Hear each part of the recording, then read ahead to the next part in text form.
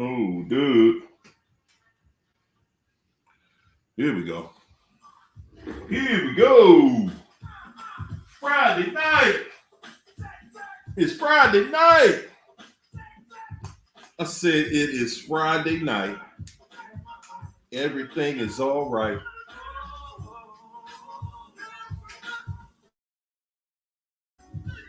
Whoa, what is going on? Oh, my goodness. I guess that's what's going on. Yeah, how about that? How about that? Let me get the technical difficulties together. Woo wee. What is going on, right? What is going on with me? I'm sitting here like, man, I don't hear nothing. I don't hear nothing. I'm like, I hear the music playing over here, but I got my headphones on. Oh, you gotta turn it on. I guess it's just like a woman, right? You gotta turn it on for it to work. There it is. I said it, and I said it. What's up, everybody? Come on in here, woman. Hey, guys. Yes, indeed. We heavily represented up in here this evening. How you feeling, China? I'm feeling great. How are you? Man, it is Friday. Good gracious, it could not have gotten here faster. Oh my gosh. I thought I was in a plane crash this week. Oh, this was a tight week here for me, y'all. This was tight. It was tight. It was stressful, stress filled. It was just, oh boy. But I got through it though. Got through it. Yes, indeed. Here to do it. We in here to do it. We got through it. Let's talk to everybody. What's up, Audrey Adams? Lady Virgo. What's up, Mo Retta? Mo Retta, Mo Better. I don't know. I just have to say that every time I see that name. Facts 100. Uh-oh. There's our second co-host. We gonna triple team this narc tonight. I actually had a guy that said he wanted to jump in here with us tonight, but he had to work. Y'all see how we do? Y'all see how we do? So, you know. Yes, that would have been nice. I see you, Danita Joe. I see you. Yeah. Yes, indeed. Yes, indeed. Facts 100. My main man, JBE. That's Mark, y'all. In the house. What's up, Will Power? Will Power. What's up, champ? Keisha, how you doing this week? I'm good. It was my birthday, so like Wednesday. Yeah. Happy birthday. I know. I'm 45 now, so 45. I'm used to, when you deal with narcissists and grew up in the narcosphere, it's like, is this a birthday? Yeah. I guess when you get older, you're more cautious and connected to looking younger. Because the young girls be like looking 40, like 23. Yeah. Like you drinking and smoking, they got you looking. Yeah. Because I know when I go out with my daughter, they think I'm her sister. There you go. That's how you want. That's how you want to keep it right there. Yeah. What's up, country girl with grit in here? What's up, Karen? What's going on, everybody?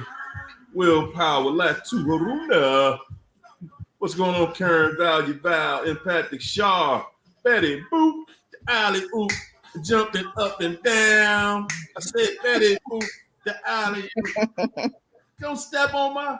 I don't know what he said after that, but one of my favorite songs. There it is. That's that old school drool. Peace in the house. What's up, Val? How y'all feeling tonight? How are y'all feeling tonight? I feel better already. What's up, Martha? I see you. Kimberly Ortiz, Andrea Davis, Beth Mikey. What is really, really, really, really good, ladies and gentlemen, in here this evening? We're going to connect with you this evening. Yes, we are. We are going to connect. The session is in full effect. Hey, Jackie Walters, you said you was going to come on with us one night with the new book, right? Didn't she say that? She did. She did. So we calling her out, Jackie, you're going to need to get that info together and, get on camera and let us, see what you're working with, We're going to start a book club in here. What y'all think? Mm-hmm. Honey B. Lee, I see you. What's going on, everybody? Listen here, ladies and gentlemen. Before we do anything, we go. We must absolutely pay homage to the ladies and gentlemen that pay homage. How about that? That show love, that show up and show out, not sometimes, but every time. My main man, David Alexander. Hey, Dave, I just want to say thank you. Because, you know what you do, champ. You know what you do. Yes, you do. And, of course, Danita Joe. And I ain't going to never leave out Connie Barnes. Yeah, man, because, they show love, and so do I. Ladies and gentlemen, welcome to the weekend, the Friday session, where we triple team the narc, and and it's whatever. Okay, it is whatever. Whatever we gonna do to them, that's what's gonna get done to this narc this evening, and that is the purpose. That is the purpose up in here. Okay, and I told y'all the other night, I think it was Wednesday night,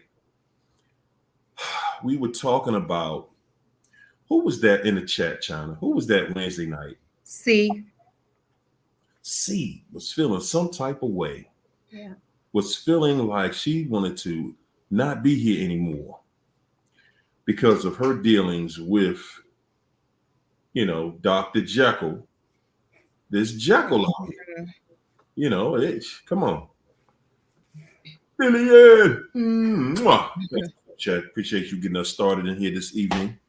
We appreciate the love. Yes, indeed, the love is appreciated. Yes, I do. Ladies and gentlemen, when you get to that place, so tonight's session, good gracious, I know I type fast, so it is what it is. Type fast, and I don't even look at it to see if it's spelled right. I just, it sounds like I'm spelling, so there it is. And I was public school, so y'all got to take it. That's just what it is. Guys, tonight we're going to focus on that betrayal. The most disappointing thing coming from the narcissist of all things. First of all, ladies, can y'all think of anything, one thing that is worse than betrayal? That's a different kind of pain. Huh? It's a different kind of pain, but when we really like tag team this and go in, it's a whole lot of research on that, what it do to the brain and why people start feeling that way. Because it's more than just like a behavior and a mood. Like I've just researched about these parasites that the narcs carry. Whoa. Some parasites involved. I'm like, wow. So it's not just we think you're getting cooties when you do. You with a parasitic type of person. No, they actually got the parasites. And they're the mind controlling type. Yeah. Yep. You know what? I got to go along with what you're saying. I got to, because it's like, and ladies and gentlemen in the chat, did I tell you to hit the like button? Did I say that? Hit the like button because we slipping. What's up, Betty Boop, Kiki, Young Chaos? Y'all came in late. Hit the like. Everybody in the chat. Let's get the chat involved tonight. Everybody. Was it just me, or just put a 1 in the chat if you felt? Let me go ahead and get my 1 in here right now. You're cheating. Chat, if you felt like anytime the narcissist called, you had to answer that phone by the second ring. Oh boy. At the latest.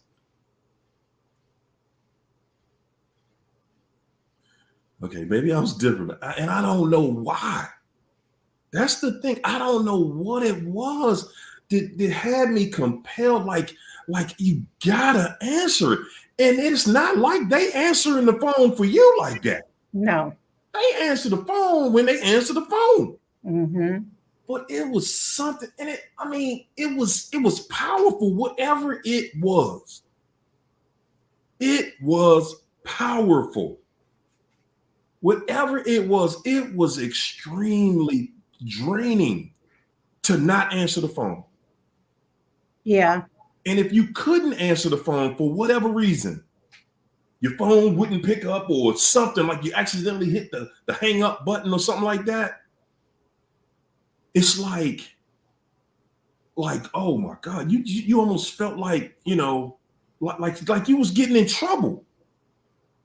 You feel like you getting in trouble, like you're gonna get a whooping. I'm gonna get a whooping. I answer the phone. Now I gotta hear this. And because you knew like that there was no low that they wouldn't go to, and they're so vengeful that you knew like if you didn't answer the phone, they've trained you to understand how they retaliate, that they're going to come for you in a way that can really either destroy your job, your family, children. They gonna go for the lowest blow that they can go, because they don't have no shame, nothing to lose, nothing when it comes to destroying you.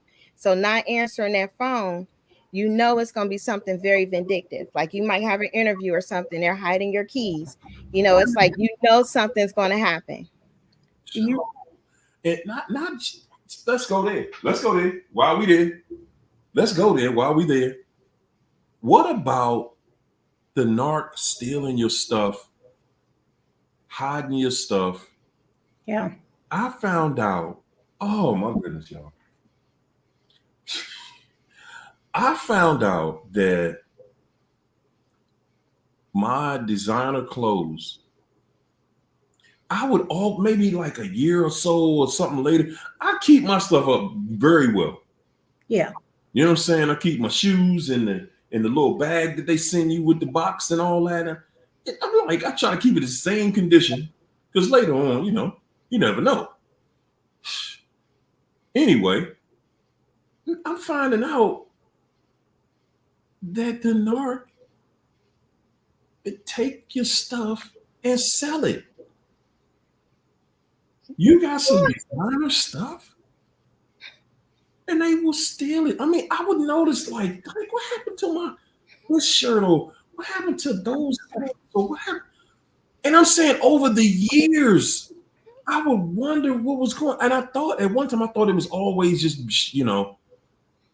I just couldn't explain it. Wow. It was in the closet, in the same space, because it's not stuff that you wear all the time. And at that time, I was a mailman, so I was wearing a uniform every day. You know what I'm saying? I knew when I was dressed up. It was clear, I was going out somewhere, I'm dressed up. And I didn't do that often. But I would notice. I would notice, like, what happened to my stuff? And the narc was selling it online. Wow. I'm sitting here like, what the hell? You'll be down to one outfit. They do. Man. My brother was just saying that. He said you'll have one outfit. It'll be your work outfit. See, but they don't just sell it; they give it to their new person too. Mm-hmm. And that too. Yeah, because my diamond earrings that my kids gave me and stuff came up missing out of nowhere. Just a lot of jewelry just started disappearing and stuff, and I just thought it was sucked up by the vacuum or something. China, that's what I'm saying. That part right there. Where and okay, so tell us how you felt. What was going through your mind when you noticed stuff is missing? I'm like, I know it was just sitting right here, and mine stayed in the K Jewelers box. There you go. Okay. And it's like, how in the hell, every time I take them off, that's where I put them. And, suddenly the box was there, but the earrings were missing. And I could never find, I swear I tore that vacuum cleaner up looking for my earrings, and they were not in there. I was scared to vacuum for a while, thinking that I would pick them up. Wow. That's what I'm saying. It starts to make you feel like something wrong with you. Yeah. You feel, man, I must be tripping. I must be tripping, because you have this assumption that the person living in the house with you, nah, they ain't taking my stuff. Yeah. And I found out, because I was a barber too, and I found out, well, I guess it was even an admission at one time. Yeah, I took your stuff. You made me mad. I took the clippers, took them to work, and gave them to some of my coworkers. What? That's crazy. How do you know your coworkers need some clippers? Pillow talk. That's my point. That's my. And now looking back at it, I'm thinking like, man, you know what? We don't look at those conversations till years later. Yes. Mm-hmm. Years later, it hit you, and you're like, damn. The narc said, no, I gave it to one of my coworkers, but you wasn't even thinking, yeah, that coworker came to your house, bruh. That coworker came to your house. And then Because nobody knew what you had. And to know that it's not even just that, to know that you are a barber, they know you guys have the best clippers out there. You have to, and they know they are expensive. So that person knew that you had some good clippers there. And like I said, pillow talk.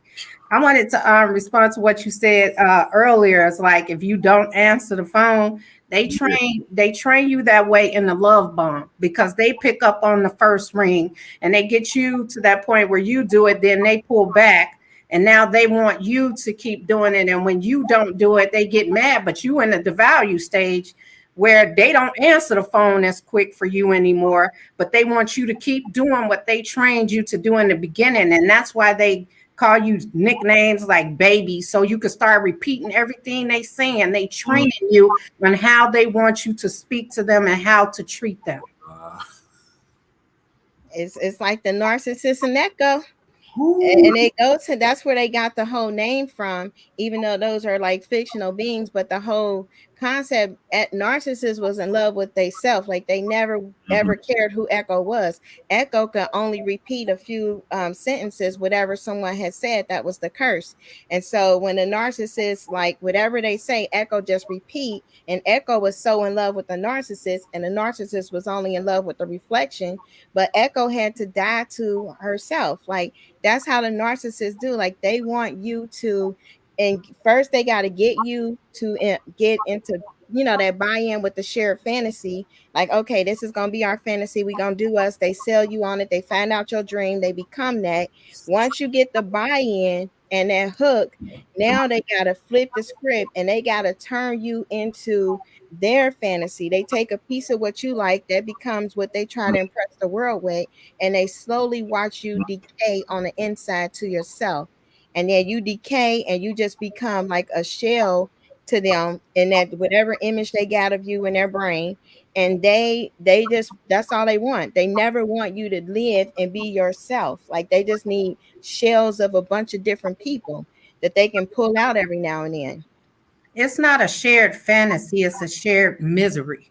They want you to share that misery with them. Yeah, they miserable. They consider like yeah, you with me. Yeah, you are miserable too.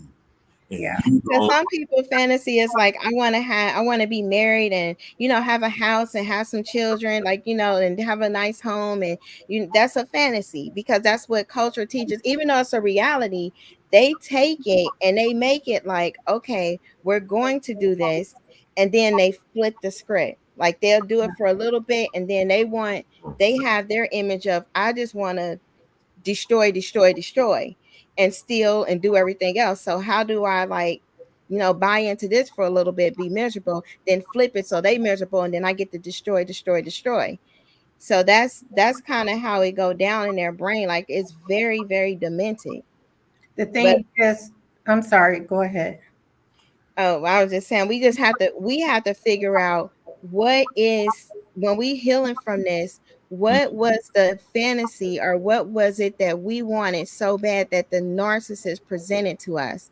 And sometimes it can be that intact home because yours was dysfunctional, or sometimes it could be like that power couple, or sometimes it can be that godly man or godly wife, or sometimes it could be, it was something there that we wanted, that we became, that was like our dream, and they turned it into like, this is what I'm going to help you accomplish.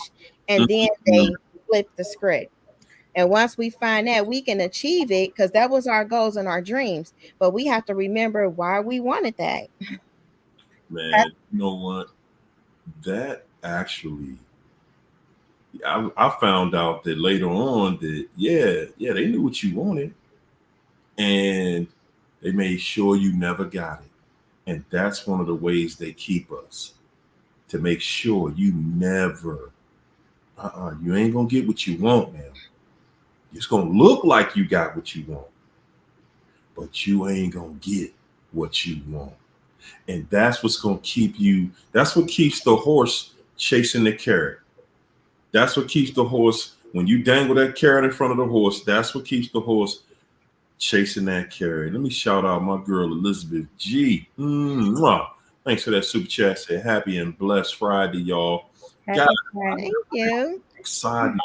I almost forgot to shout out my man Terrell Andretti, the Narcissist out there. Got a song out there on the new movie. Man, he doing some serious things out here, man. Yes. Yeah. Shout my man out, because he's so love. That's how we do it.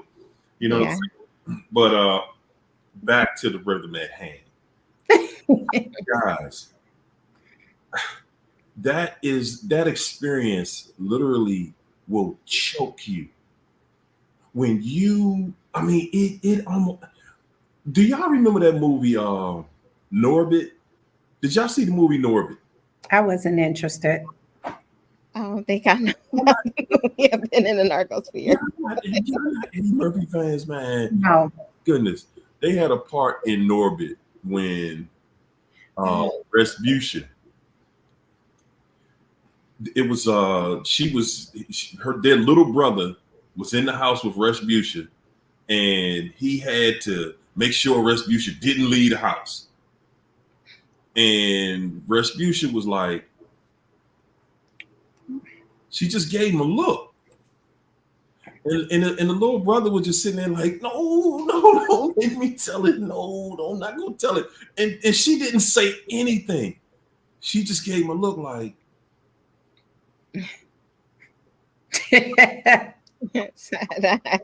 And he cracked. He started sweating. He was like, no, okay, I'm going to tell it. Okay, I'm going to say it.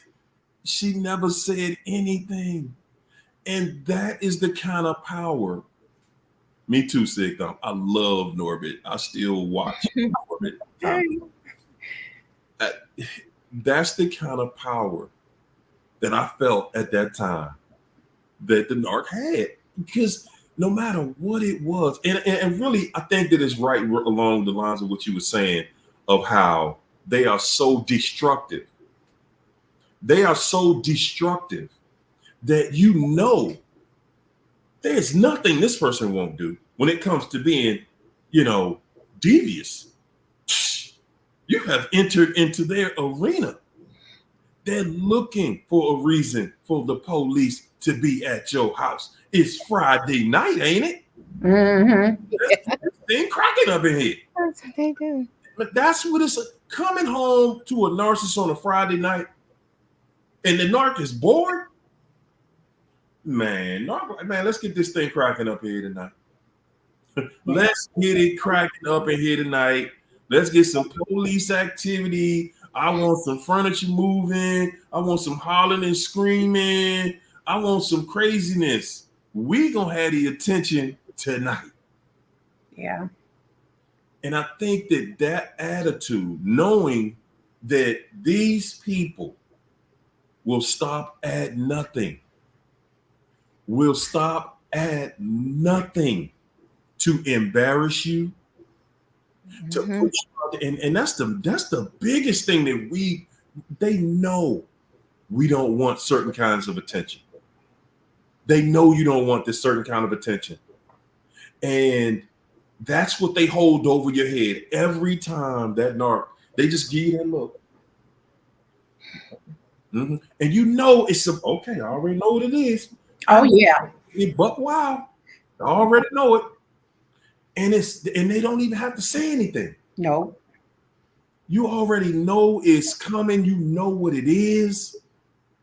And that's why I was saying, man, it's like when they call, and I guess one of the reasons I think that we answer when they call so quickly is because I think we're always in a constant state where we're trying to receive from them what we give them.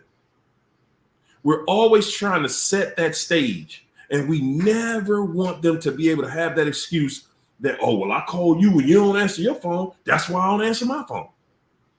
So we're always thinking like that.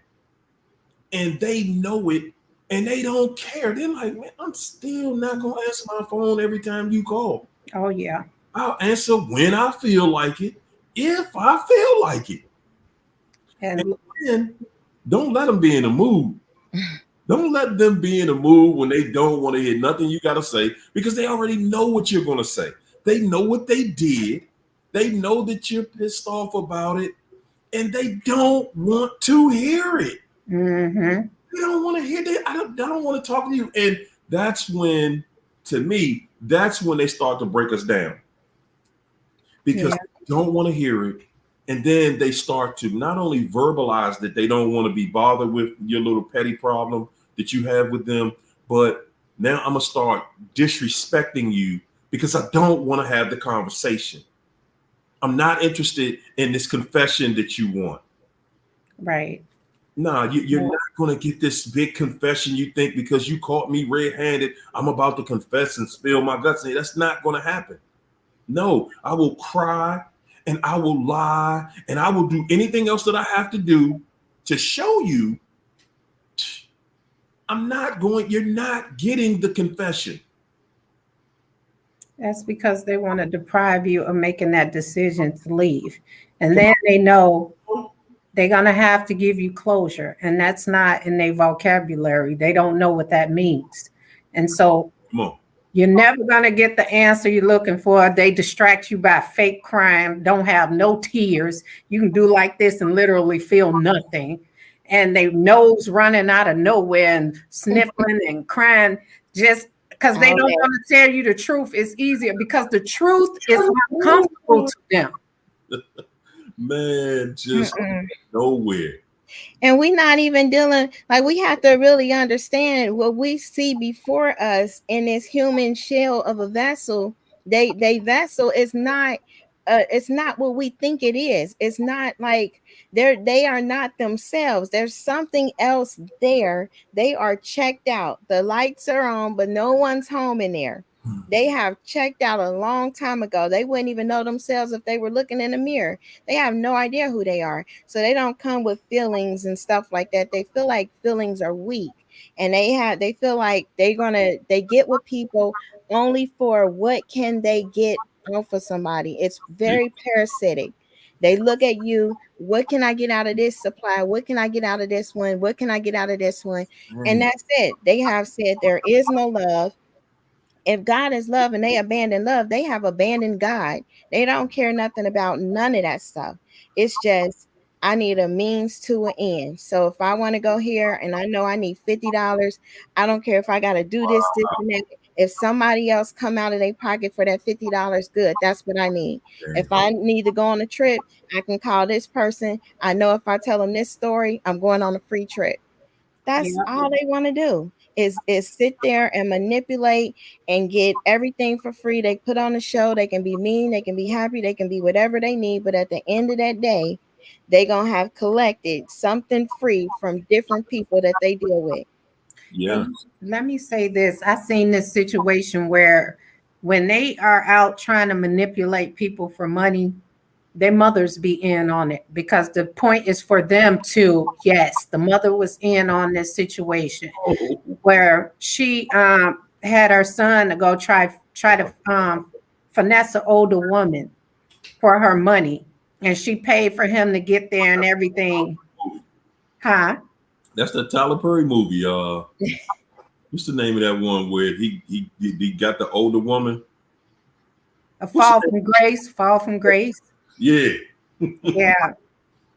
And when everything went bad, it was like abandoned ship. She sent money, for him to go back home because he couldn't accomplish what he was trying to accomplish from that older woman.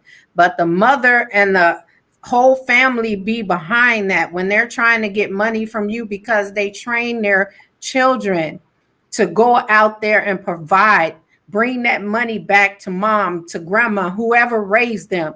These people be behind that. I literally just saw this days ago. It was a whole mess. Man, I'm looking at Lindsay Hart's makeup comment. She said, I was with the narc X for 6 years and finally got the strength to break it off in December. Today, he sent me a picture of an engagement ring. An engagement ring that he never gave me. Yeah, if you'd have stuck around, you'd have got this. And if he was so happy, why he sending it to you? Why are you even a thought? That's how they are. They're not ever invested in anybody. Come Like on. they will marry quickly. And then they divorce you and marry somebody else. Like in the next courthouse, the next county. All right, that one waiting at the county. We got to wrap this up. They're wicked. That's it. And that's just to trigger her. That's Yeah. to trigger her to say, yeah, this is something I was paying attention. I know what you wanted.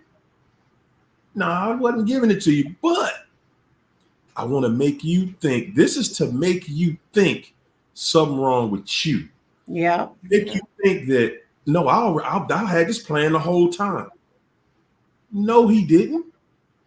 No, he didn't. And then don't even just believe that he went out and bought some ring like he just got that. Don't just believe that, he had that sitting in the dresser all this time. No, because he could have got it from somebody else. He might be holding it for some wedding he going to. Man, he got that off Google Images. Exactly. Don't just believe the hype that, these people are really, they're really about their word. Oh, I was going to do this. Because the one thing they want to do to you when you're gone, they want to still be able to torture you from afar. They want you to feel like you missed out. You missed out. You didn't stay around long enough, or you would have got the prize. Yeah. Listen, you got the prize right now. When you got out, you got the prize. Okay? You got the prize because there is the best prize you're going to ever get from a narcissist is your freedom. That's the best gift a narcissist could ever give you. And they're not going to give it to you. Okay? Your freedom is going to cost you. Oh, yeah. Did you hear me? Your I freedom. don't think I ever gained anything from a narcissist. But talking on that mother stuff, like my mom trained like everybody, like especially nieces and all of them, trained them. She'd be like, okay, ask this one. Don't ask them for like $10. Ask them for $5 because you're more likely to get $5 from that one. And then, you have the contact list. Ask each of them for $5 here, $2 there, because they might say no to 10, but who gonna say no to 2? Like these are the instructions. If you get with a guy or whatever, like, what are they a hustler? Like, because they got their habits. So If they're a hustler, they gotta, get supplied to the family. That's how it works. You get approval from the family. So you come there, this is their habits. You gotta distribute that, or else we can't go anywhere.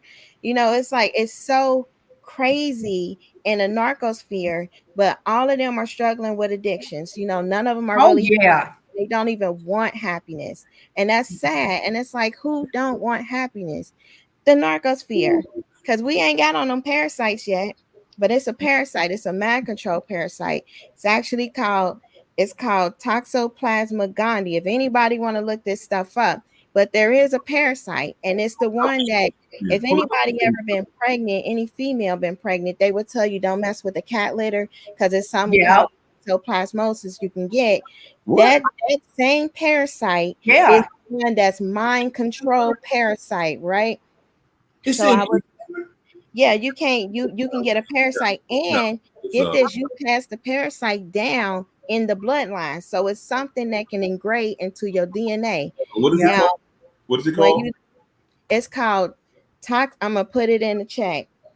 Let me see how to, y'all know I'm getting older. Okay, I just had a birthday. Let me try to, Let me I'm say gonna something to that. put it on the screen. I'm gonna put it on the screen with us. It's true okay. because when my daughter was pregnant, they told her to stay away from cat litter, and they also told her do not eat cold cuts cold. You now have Mhm. to warm. Yes, you now have to heat that stuff up. She Yep. is not because I guess it's something in it that would affect the baby. And so, Yep. yeah, you now have to heat your cold cuts Oh, up if you're pregnant. I put And it in there.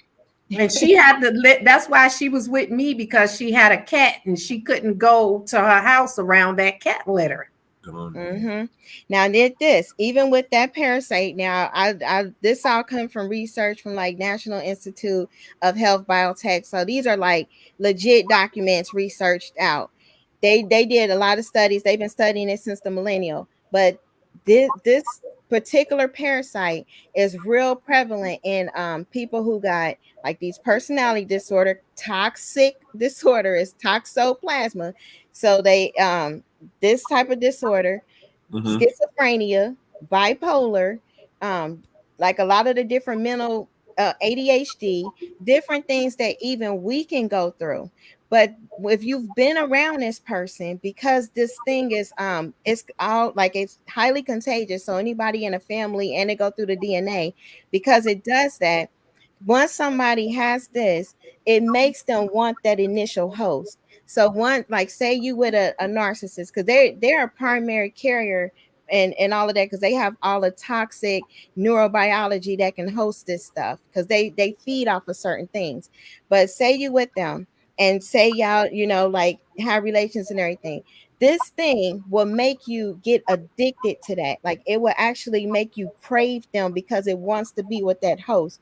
The way that it works in like the natural, like you can have this thing can be around water. It can lure like a grasshopper. It'll like get into the grasshopper. And even if the grasshopper is not into like water, it can lure the grasshopper back to the water to the point where it will off itself.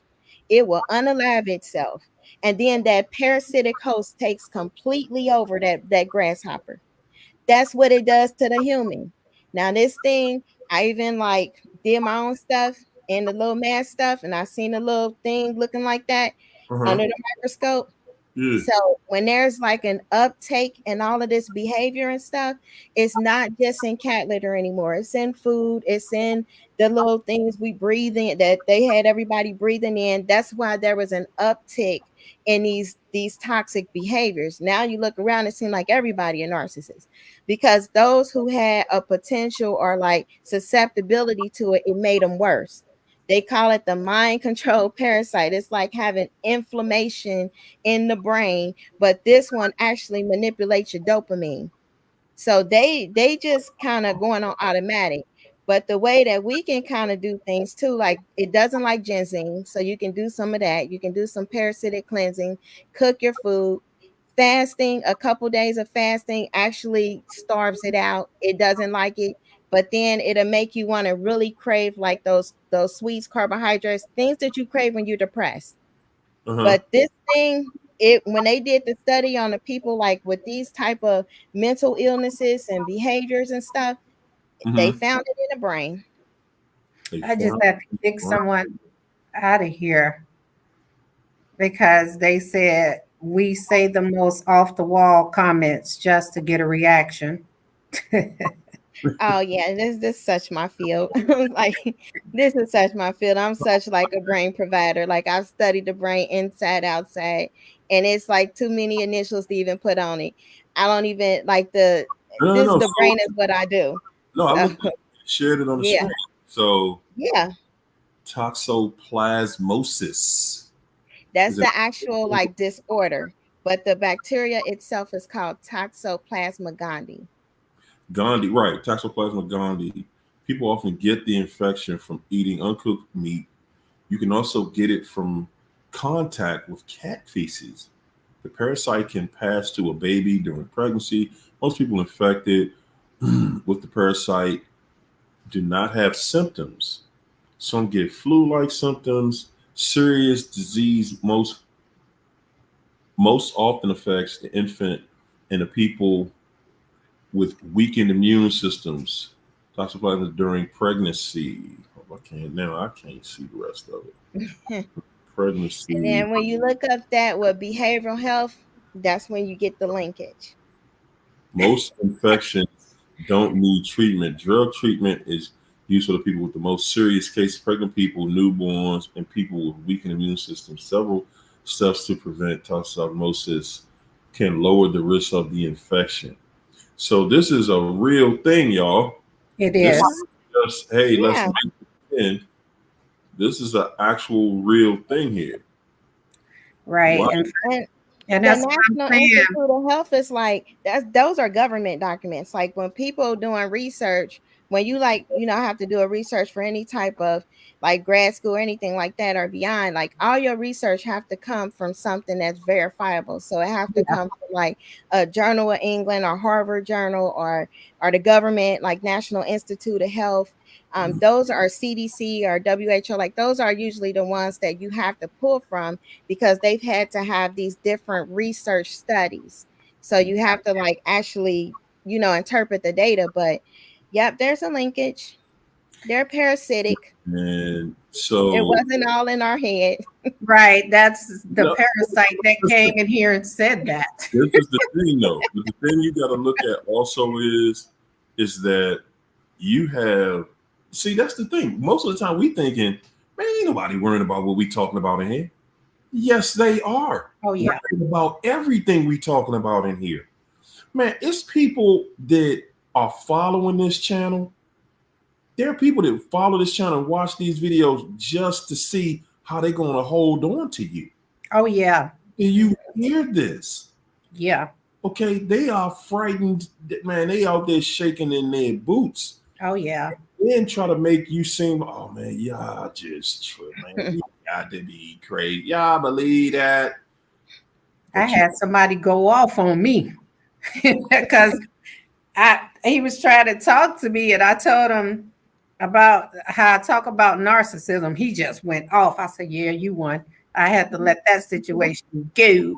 Because how you talk about they just say that to put people down and make people feel bad and all this type. I'm like, look, you just going out just because I well, look, if the shoe fits, yeah. shoes that fit you. Because my thing is, if what I'm saying doesn't apply, why you listen? Yeah. What are Right. you talking And about? somebody asking like, how does the narc get it? So this is actually like it can be passed on in the DNA.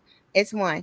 Now, what happens is the degree or the susceptibility. So if you think about like MRSA, everybody is like can get staph, but some people get abscesses and stuff, and they have to get the incision and drain. Like sometimes it affect them worse, and those are people like that you say are really susceptible to staph infections. Well, because this stuff is in the brain, some people's like neurochemistry is off, their dopamine is off, their serotonin is off. Narcissists usually don't have a lot of oxytocin, like they don't have that going on. They have a lot of cortisol there, like running all the time. Their immune system is a little bit more weakened because they're always in some type of like negative mood. So Yeah. these negative behaviors allow this parasite to really be able to like breed and grow and not fight off. So when they transmit it, like everybody probably been exposed to it, but when you're in constant transmissions of like these high levels and stuff, and now your mood is down because your chemistry is off, because your cortisol is going from being with the narc, now it really gets in your mind. And then you have the brain fog, you have poor concentration, you have a lot of like poor sleep. It can cause insomnia. And I'm gonna actually I'm gonna send you the email you of these journals. I'll email you the journals just so you can have them on record. But I'm gonna try to see if I can get the link and put it in the chat too, if anybody want to click on it. Yeah. But yeah, it really does. And we do these things to help as well, because we all been through this experience. You got them on your channel?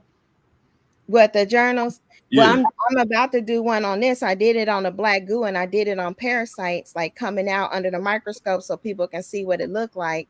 So that's in that part 2 on my channel on the Reconcile to Love. If they want to see how it looked under the microscope, these different parasites after, being separated from the narc.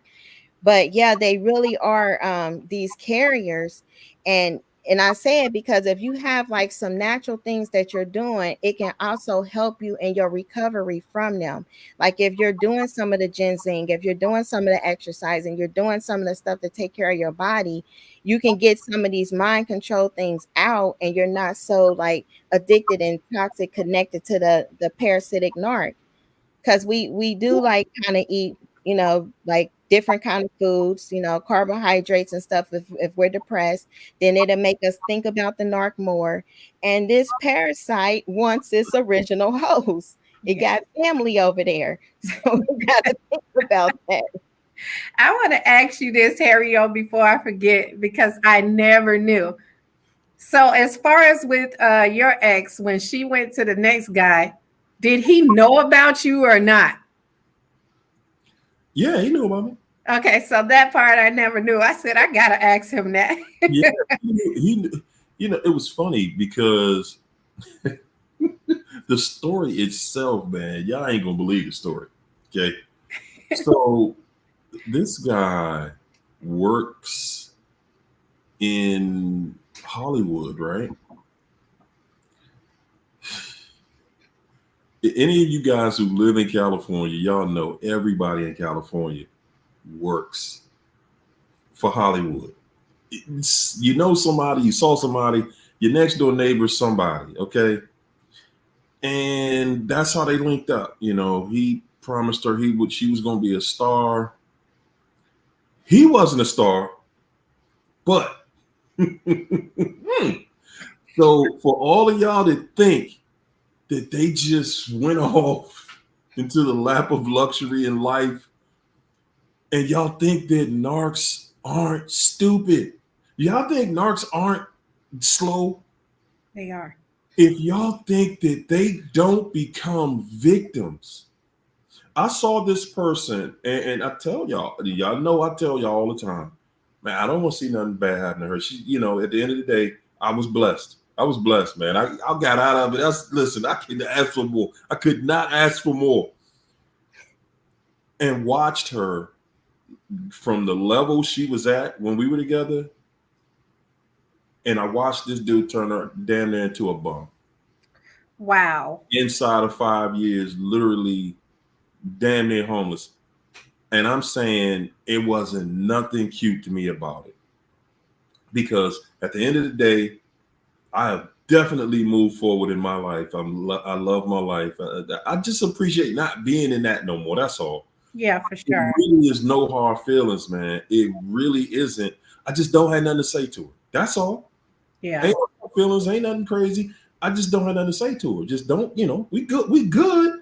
We have the best relationship we ever had, as long as you don't say nothing to me. And I'm saying, I really wished her well. Privately. I want to see her do well. I want to see you do something. I want to see you do something because you put everything into nothing. And that's what you got. And I mean nothing, man. Y'all wouldn't believe, because that's why y'all don't hear about her no more. Yeah, that's why y'all don't hear nothing about her no more. And that's why I say to y'all, man, y'all better stop playing with God out here, man. Yes. Y'all better stop playing with people that God got favor on. Oh, yeah. Man, and I'm saying to you guys, stop playing with God through yourself. Yeah. That narc don't know what they doing. They don't know what they bringing on to themselves. All they know is this look cute, and I'm gonna run with this, and I'm gonna live my life, and I can do what I want to do. And they listen. All of that sounds good to them right now because they at that stage where you can't tell them nothing. Oh, yes. You can't say nothing sensible to them, but No. they coming back. Listen, I personally guarantee you cut them off, I personally guarantee you're going to see them back. Okay? Yeah. And they not coming back because that situation worked out. And then listen, let me tell y'all this. I'm going to go on record and say it. It ain't going to never work out. It ain't going to work out near time, not for none of them. It's not going to work out. And not just not going to work out because of what they did to you. This ain't happening to her because of what she did to me. No. Heck, man, please. She ain't do that much. What I see her going through, she ain't do that much to me. No. She ain't do that much to me. Good God. That's why I say to y'all, man, bro, y'all listen, family, y'all stop looking at these people and wishing bad things on them.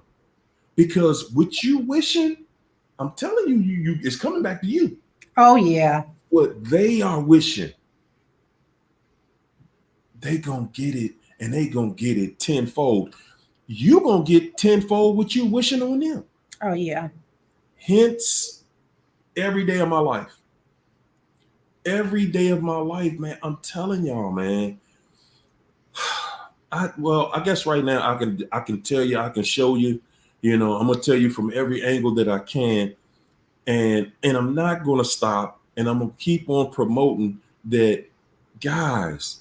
Y'all think they went off somewhere and they just and listen, now she got to somehow make that crazy foolishness that she jumped into look like it was a good idea. Yeah. And ain't nobody standing behind it. Nope. Listen, y'all. Ain't no. If you know how to go no contact, I'm telling you, you're going to just sit back and move forward in your life. It reminds me of that. I used to watch growing up. I used to watch those Bible stories of Sodom and Gomorrah. When I always want to say Lot's wife.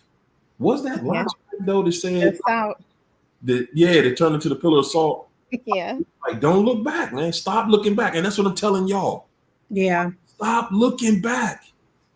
Because when you keep looking back, it's going to make you salty. Oh, for sure. It's going to make you bitter. Looking back and that's all we talk about half the time, how you keep looking back and it got you feeling salty.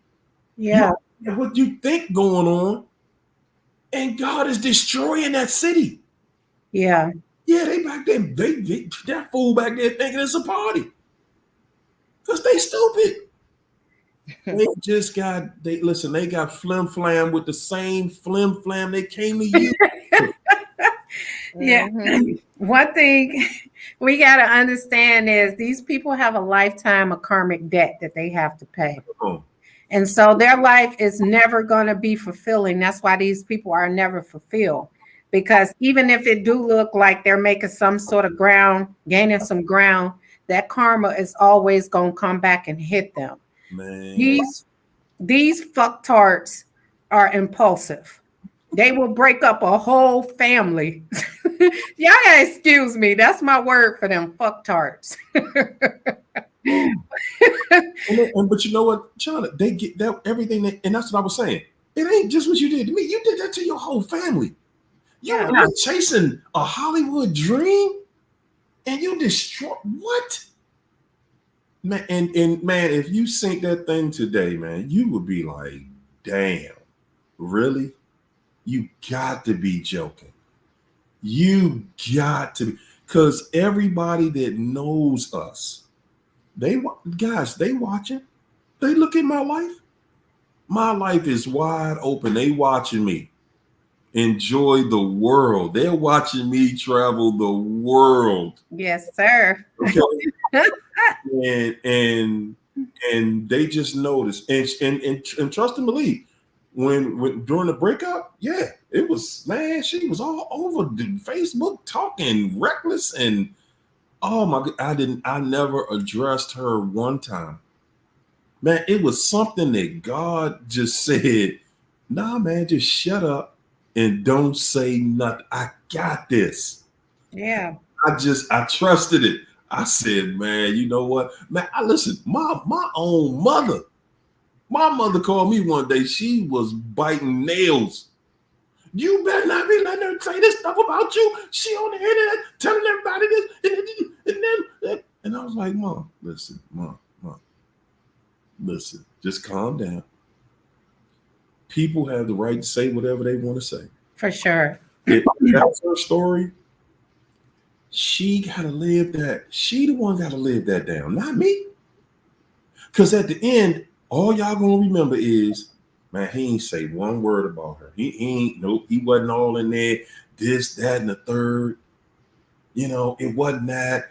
Even when I started this channel, you know, I gave out bits and pieces of my story, but it was just because, but not just for content, it was to let people know, no, I know about this.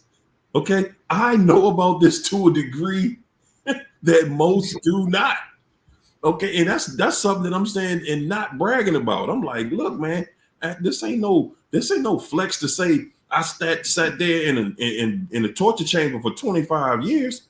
You know, no, I'm here to help to make sure nobody else sits in that cesspool Sure. of just raw sewage. With toxic hope, thinking that they'll change. They can't change.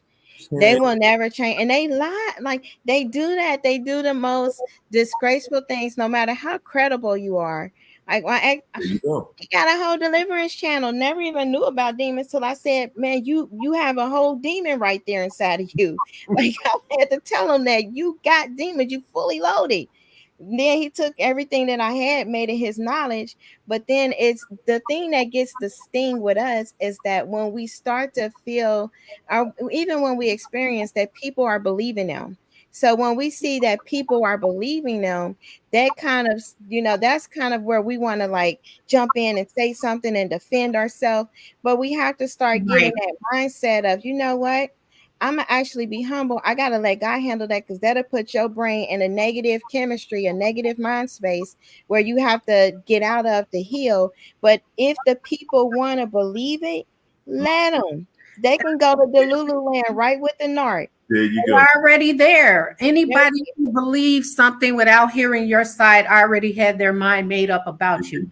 So it's like talking to a brick wall. These people end up smearing your name, and then when that situation fail, have to end up eating the same toenails off that foot they kicked you in the ass with to get back into your good graces. But you know what? Even after you proved that the person was lying, some people, they don't care about that because they already picked the side they on. And that's why I say, man, I'm not trying to prove nothing to none of them. Not one of them, man. Please, thank you. Be gone. Stay right on over there with her. Yep. Thank you. Thank you. Matter of fact, when I see them pop up in my story on Facebook or Instagram, sometimes I make sure they blocked right after that. Okay, because they don't come around, but every now and then, and I just now you blocked. You ain't got to worry about seeing my story no more.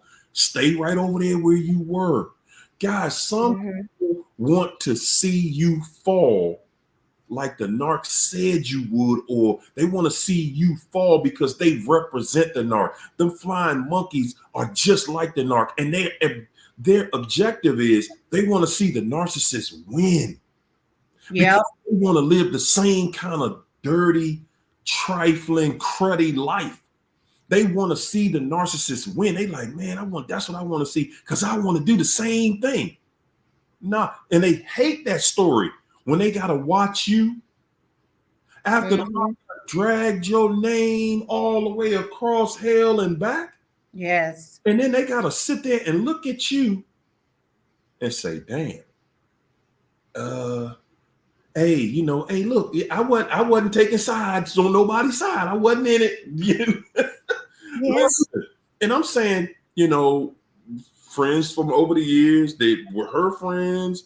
I see them now, and man, they come and embrace me with the biggest amount of respect. And I'm saying, people see the truth. They know the truth. Yeah. Listen, y'all keep worrying about the first day, what people hear and what they heard. Listen, that first day, let the narc tell all the lies they want to tell. Yep. Keep living your life. Man, I had tunnel vision. I was focused on what I wanted to do. And I knew, the one thing that I knew was something I try to tell y'all, and I'm going to keep telling y'all every day. There's nothing in the universe more powerful than a made-up mind. Ooh, man. When you make your mind up that you're going to have something, you're going to see it appear. When your mind is made, and I guarantee it, I personally guarantee it. You tell me what your mind is made up for, and I guarantee you, God going to see you with that. You're going to see you with that, because a made up mind means that there's action behind it. Yeah.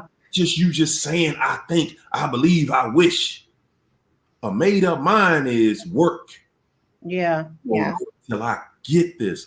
And my mind was made up that I had not enjoyed my life. You hear me? My mind was made up. I was the one who was walking around here with a life that I was neglecting. I was neglecting. It wasn't her neglecting my life. I was the one walking around here putting up with that. Because I had the choice. I had the choice that, hey man, guess what, bro? You could be enjoying this thing called life if you choose to. But guess what I chose every day? I chose an excuse as to why I was not enjoying my life every single day. I chose an excuse. Well, I'm gonna put up with some more of this mess just because I want us to make it. I want us to get through, and we're gonna be the ones that made it. And all these pitiful, sorry, trifling, wannabe success stories. You can't succeed with the devil. That was the fantasy, the family. You wanted to have that family, be the family man, be that provider. Like, I'm going to be the father of my children, and we're going to all have one home. And, you don't have to be step parents. I'm going to love you. You don't have to work. I'm going to provide. It should be the reality, because it's really the way that God intended. But when we grow up and, in a home that's kind of like not exactly like that, we strive extra hard to make it that way. And so that's actually a good dream to have. But when we prematurely do it and we get the imposter, they can completely offset it and make it a complete disaster and nightmare. And that's what happened. We got the imposter. We wasn't patient enough to kind of wait it all the way through, because we was conditioned.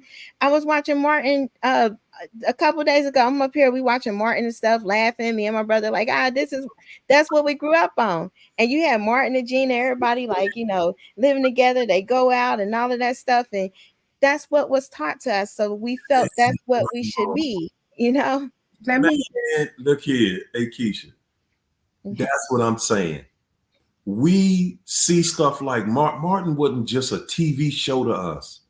It was a life. It was a life we wanted to live. It wasn't based on this rich guy and this rich woman. It was based on two young kids who loved each other, who were struggling with each other, but they loved each other.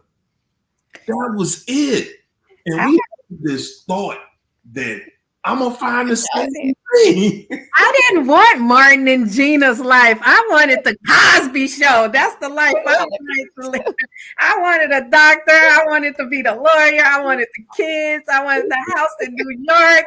I wanted all of that. That was another one. That was another one in a different world. Watching the Cosby Show and watching, because even though he was a doctor, she was a lawyer, the show wasn't about, what kind of Bentley they had and what kind of designer clothes everybody had on and this and that. The shows had content. Now, every show that you name, especially these housewife thing, they're not even, how do you have a housewife show? Nobody on the show married. Everybody, the ones who are married, the biggest cheaters in their neighborhood. Everything on the show that they talk about is who they know. They're all of them narcissists. It's who you know, how much money they spent on this, or how much this house cost, or who got this, who contracted this. It literally is just about, they should have called it the stock market.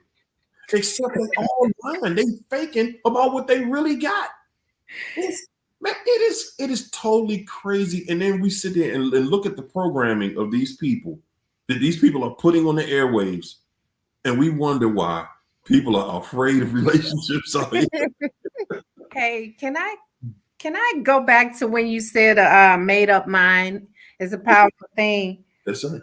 And I think that's part of why we stayed so long.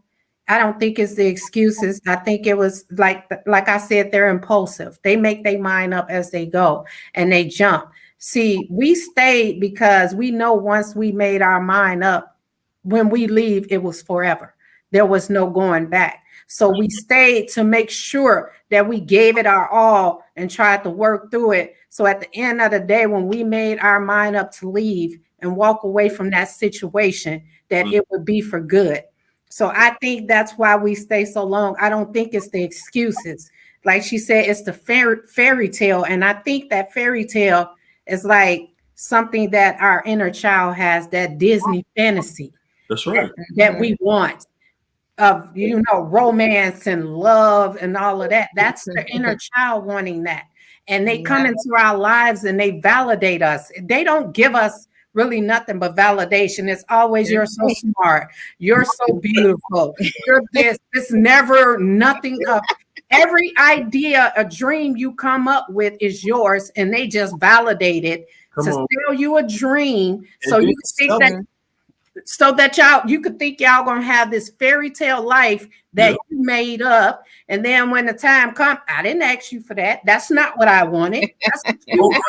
And then run off to the next person. Same dream. Yeah. They'll take your dream. Yeah. I had so many replicas of different stages of my life. I'm like, man, oh my gosh, it is so ridiculous. One want to be like the one stage when I was trying to do the school stuff. Then another one want to be the stage where I was like finding my way in God. Then another one want to be the stage when I wanted to like rap and sing. I'm like, y'all still stuck, but they stay stuck in the where you were at that moment as you were developing. They took that copy, but they're still stuck in that past, and you have soared and moved on. They can't keep up with you, but they can try to like use that portion and stay stuck in time, but they only end up worse. Like they end up worse. I don't really see too many doing better. They don't have no ambitions and goals. I've had some tell me they wanted to be farmers. They wanted to You know what? One thing I will say is that, I'm seeing that exact same thing. Guys, you don't see the narc going out there thriving, doing better, doing good. Their karma doesn't add up to that. What you don't see is the things that happen for them that are good, they're riding on somebody else's karma. By the time they get ready to throw you away, they got you in a place where your karma is now bad because you've been around them for so long. Yeah. So they got to run to somebody else. They run into somebody else hoping they can manipulate karma just for a little while, just long enough to lure somebody else in, to make you jealous again. Can I just get you to be jealous of this or that or this?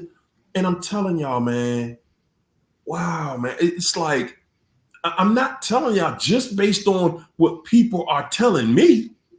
I'm telling y'all because I see it in my own life. I'm telling you what I see from my own experience. And I'm not, I mean, I guess it's kind of funny to me, right?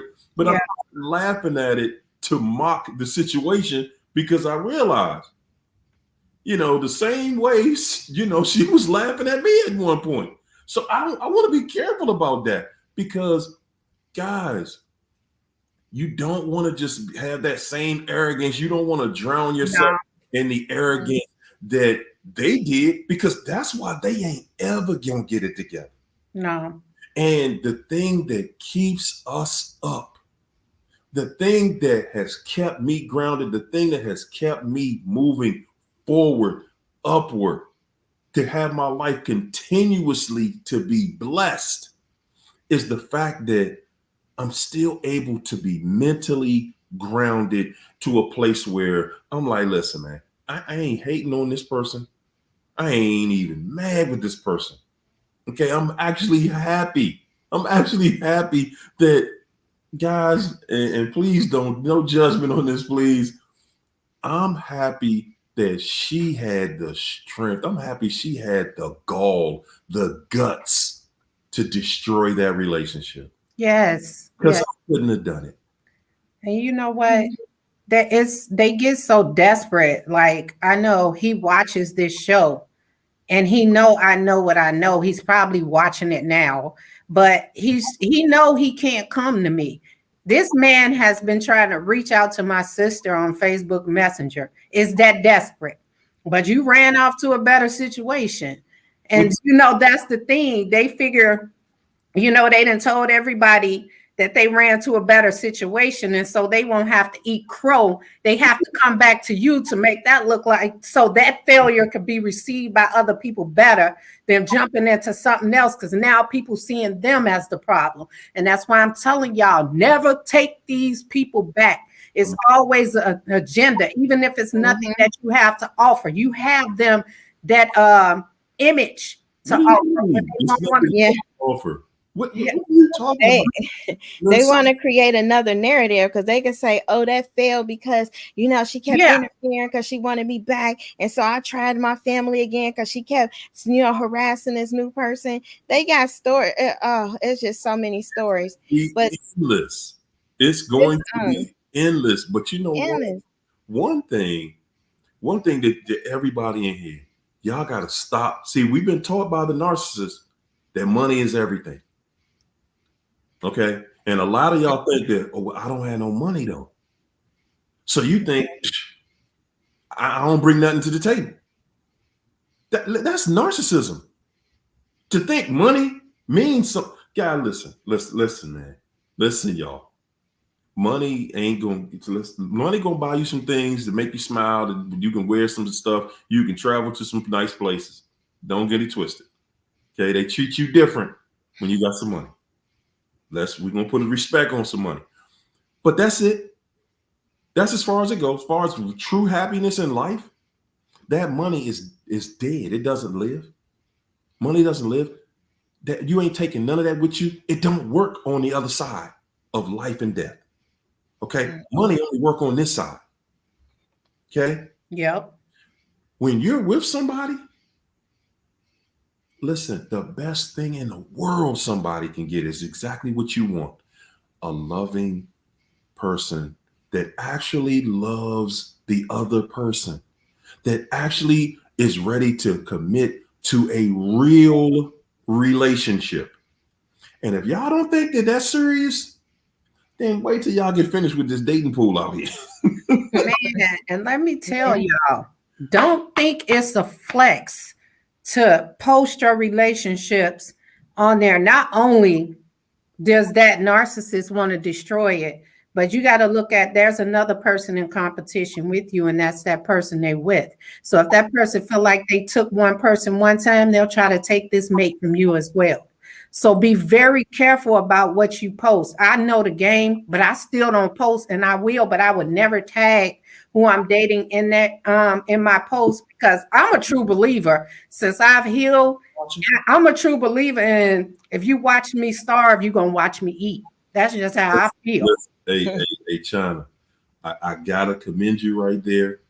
I gotta walk with you right there, because one thing that I'm going to always stand on is that narc that could not get it right when y'all was together. Nah, man, you got to stand there and watch me eat. No, Yep. sitting down at the table with me again. You ain't never getting at this table again. Yep. No, and it ain't nothing spiteful as far as I'm concerned.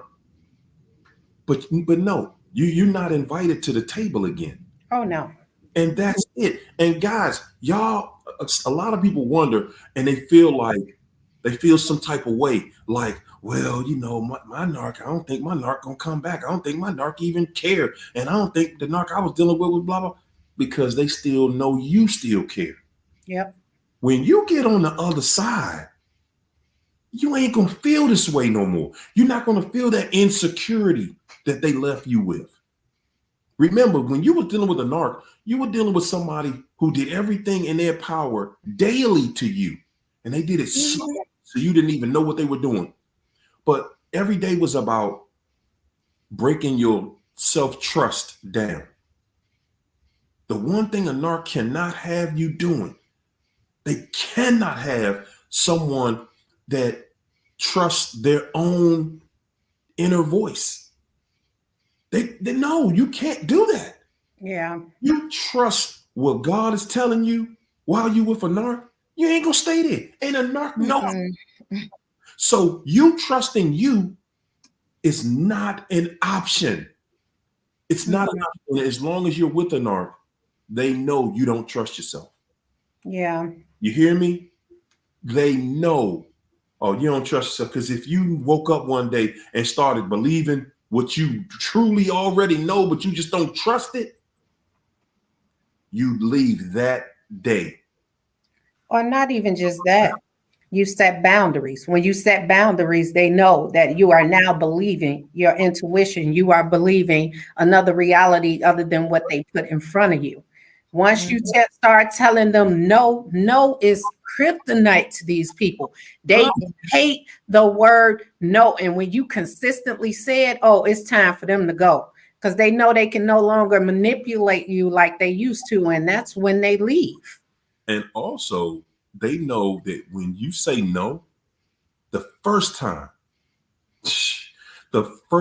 you say no to them, what that means is like, whoa, hold up. Who is this? Yeah. Who is, you just rang the alarm. Yes.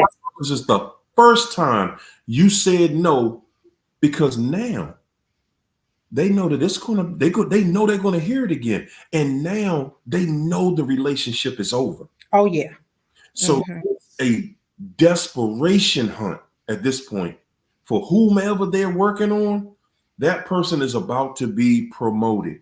Oh, yeah. They know, okay, I might have 2 or 3 days to put this situation over here. Okay. And okay, I'm gonna share something else with y'all. Because, you know, at the end of my situation, you know, it was clear, man. I had left the house, everything. I was like, man, hey, I saw what I needed to see. We done. I'm out. And I moved out.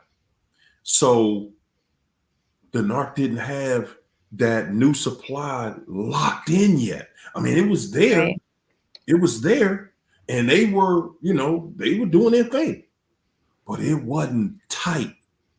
It wasn't tight. See, a narc, they jumping out there because they think I got this type of influence over everybody. And I told you, the moment that you stand up for yourself, the moment you say no more, the moment you say, I ain't going no further, all of that courage, all of that inspiration that they felt, that the arrogance that they felt, that they could have anybody and do this with anybody they want, it disappears instantly. Because it went from, you know, she traveling and flying out to see this guy and all this kind of stuff. I mean, she was wide open with it. It was whatever, right? Yeah. But the moment I moved out, How did it crash and burn when I left? When I'm like, nah, man, no. Listen, and I told her, I'm telling y'all what I said. I told her, listen, man, no. I'm gonna still deal with you, not physically, but I'm gonna still talk to you and everything. Cause I need you to get that relationship tight. Whatever you need, I'm telling y'all what I said. Whatever you need to get with, I'm gonna stay until y'all tight. You can pivot off me however you want to pivot. We're not getting together though. Yeah. But I'm gonna still talk to you. But no, because I need you to get with somebody so you'll never bother me again. Oh yeah. That's all I do is that whatever the pain gonna be, it's gonna be. Because guys, y'all gotta understand, man. I was there long enough. I was there too long. I was there so long that I knew it was something. I knew it was something better. I knew anything was better than this. Anything is better than being with somebody that can't stand your guts, that's jealous of you, that hates you. Anything is better. They on assignment too. Like we have to really understand what the times that we are in. Like this is the elite people. They be laughing at us when we dealing with a narc because they know the narc is employed by the devil. Like that's their employee. They soul hunters. They go around and they try to get people to try to run from their demons because they always being tormented.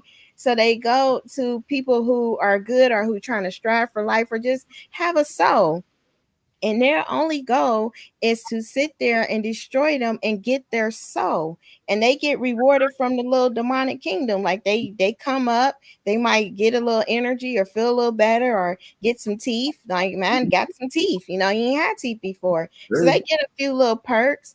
But their goal is to, if they can get that soul, take their mind, because your soul is your moral compass, your being. Your mind is also considered a soul. Like it's different translations of it, but you got an inner part and you got your mind, will, emotions, and your consciousness. But if they can get control of that, and their goal is to get that mind and those thoughts more focused on them daily than God, than yourself, than everything else. You can ruminate about that situation.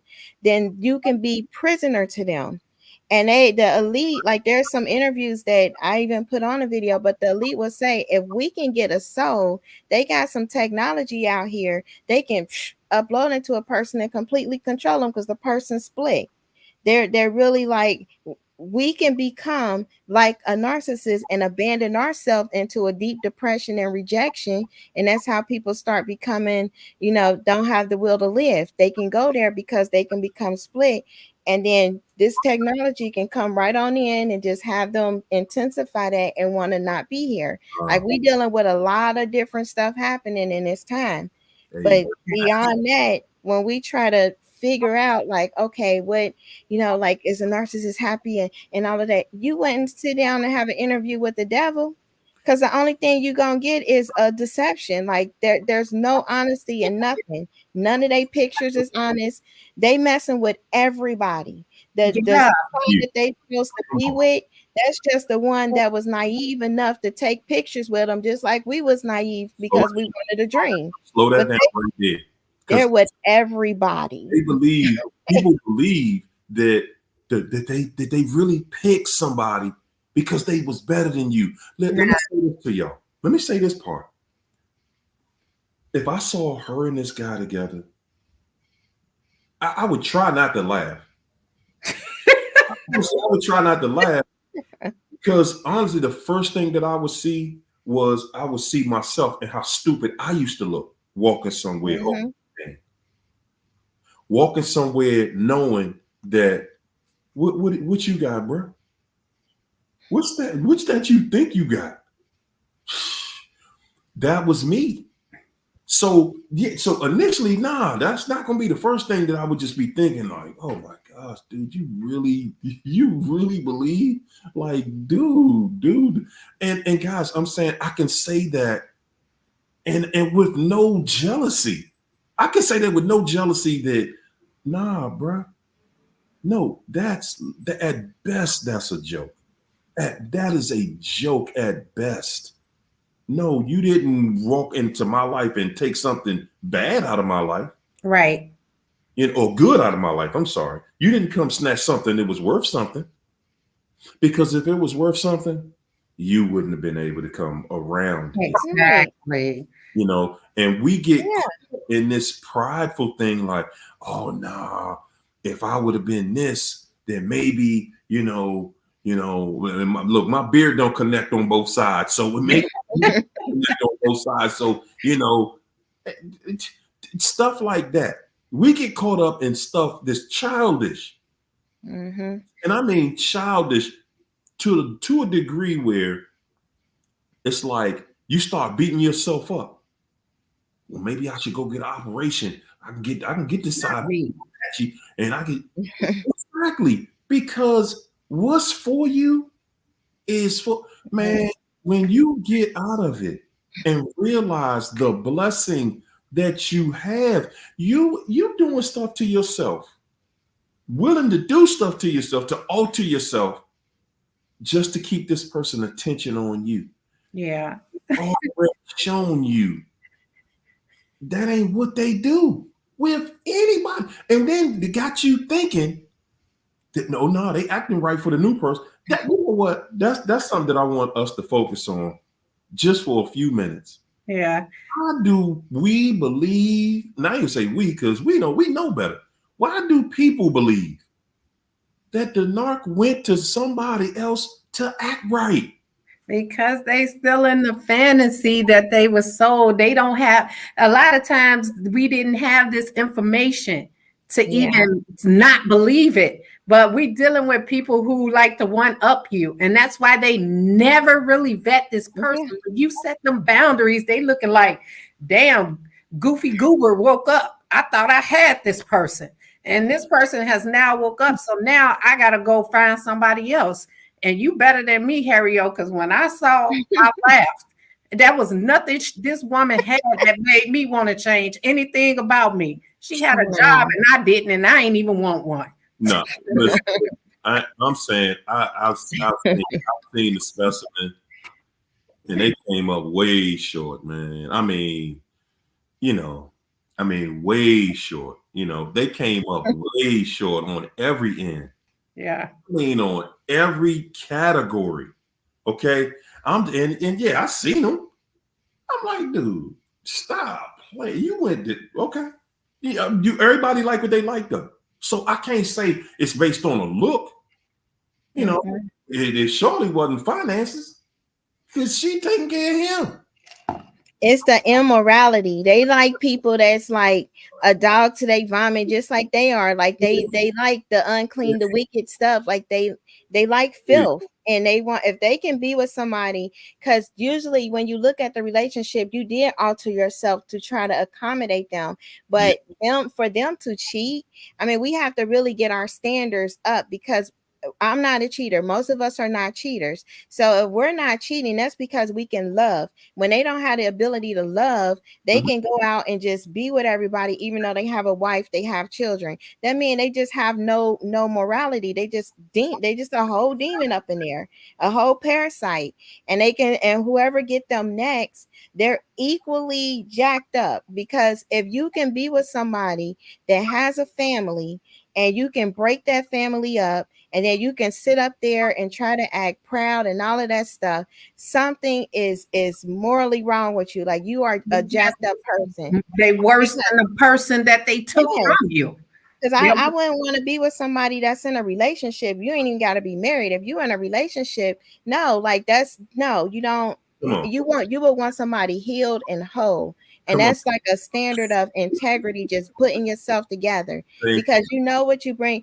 A lot of times we were just kind of chipped apart to where we don't know what we bring to the table. And if you have a narcosphere family, they might make comments that also belittle you, but you probably was cooking, cleaning, working, doing all of that stuff that they want to do in the bedroom, everything else, making them look good, because that's what they wanted, was somebody to make them look good. So you had to be all that and more. But when you see them and what they got, knowing that you was all that and more, that will do something to anybody's character. Like, that will make you second guess a lot of stuff, because you looking like, what the heck? Like they are insane. But you have to understand they're insane. Can make you go in that direction. Yeah. Don't know better. If you don't know better, because they will be with somebody on the street, and that would make you be like, what is wrong? Because you would think somebody can't be that off, but they can be that off. I think that me looking at that situation was the first thing that I knew was, okay, first of all, you know that this person is married. So as a man, I already know how you view her. You somebody's wife, and you gonna let me just have my way with you. I don't care how bad that dude is treating you or whatever. Get divorced from him, and then we'll get together. There's a way to do it. And that's the thing. If that's how we're doing it, then let's do it. But I'm not going to sit here and be courting you. You are married. Guys, let me just speak on something that I know about real quick for y'all. Last time I checked, everybody that ever went through something like that, you just ran in there and jumped into something while somebody else was married. That relationship ain't never been no good. No. Okay. It ain't never been good. It always it started out as that physical thing, and that's all. And it fizzled out from there. And a narcissist has to stick it out because they told everybody this lie about you.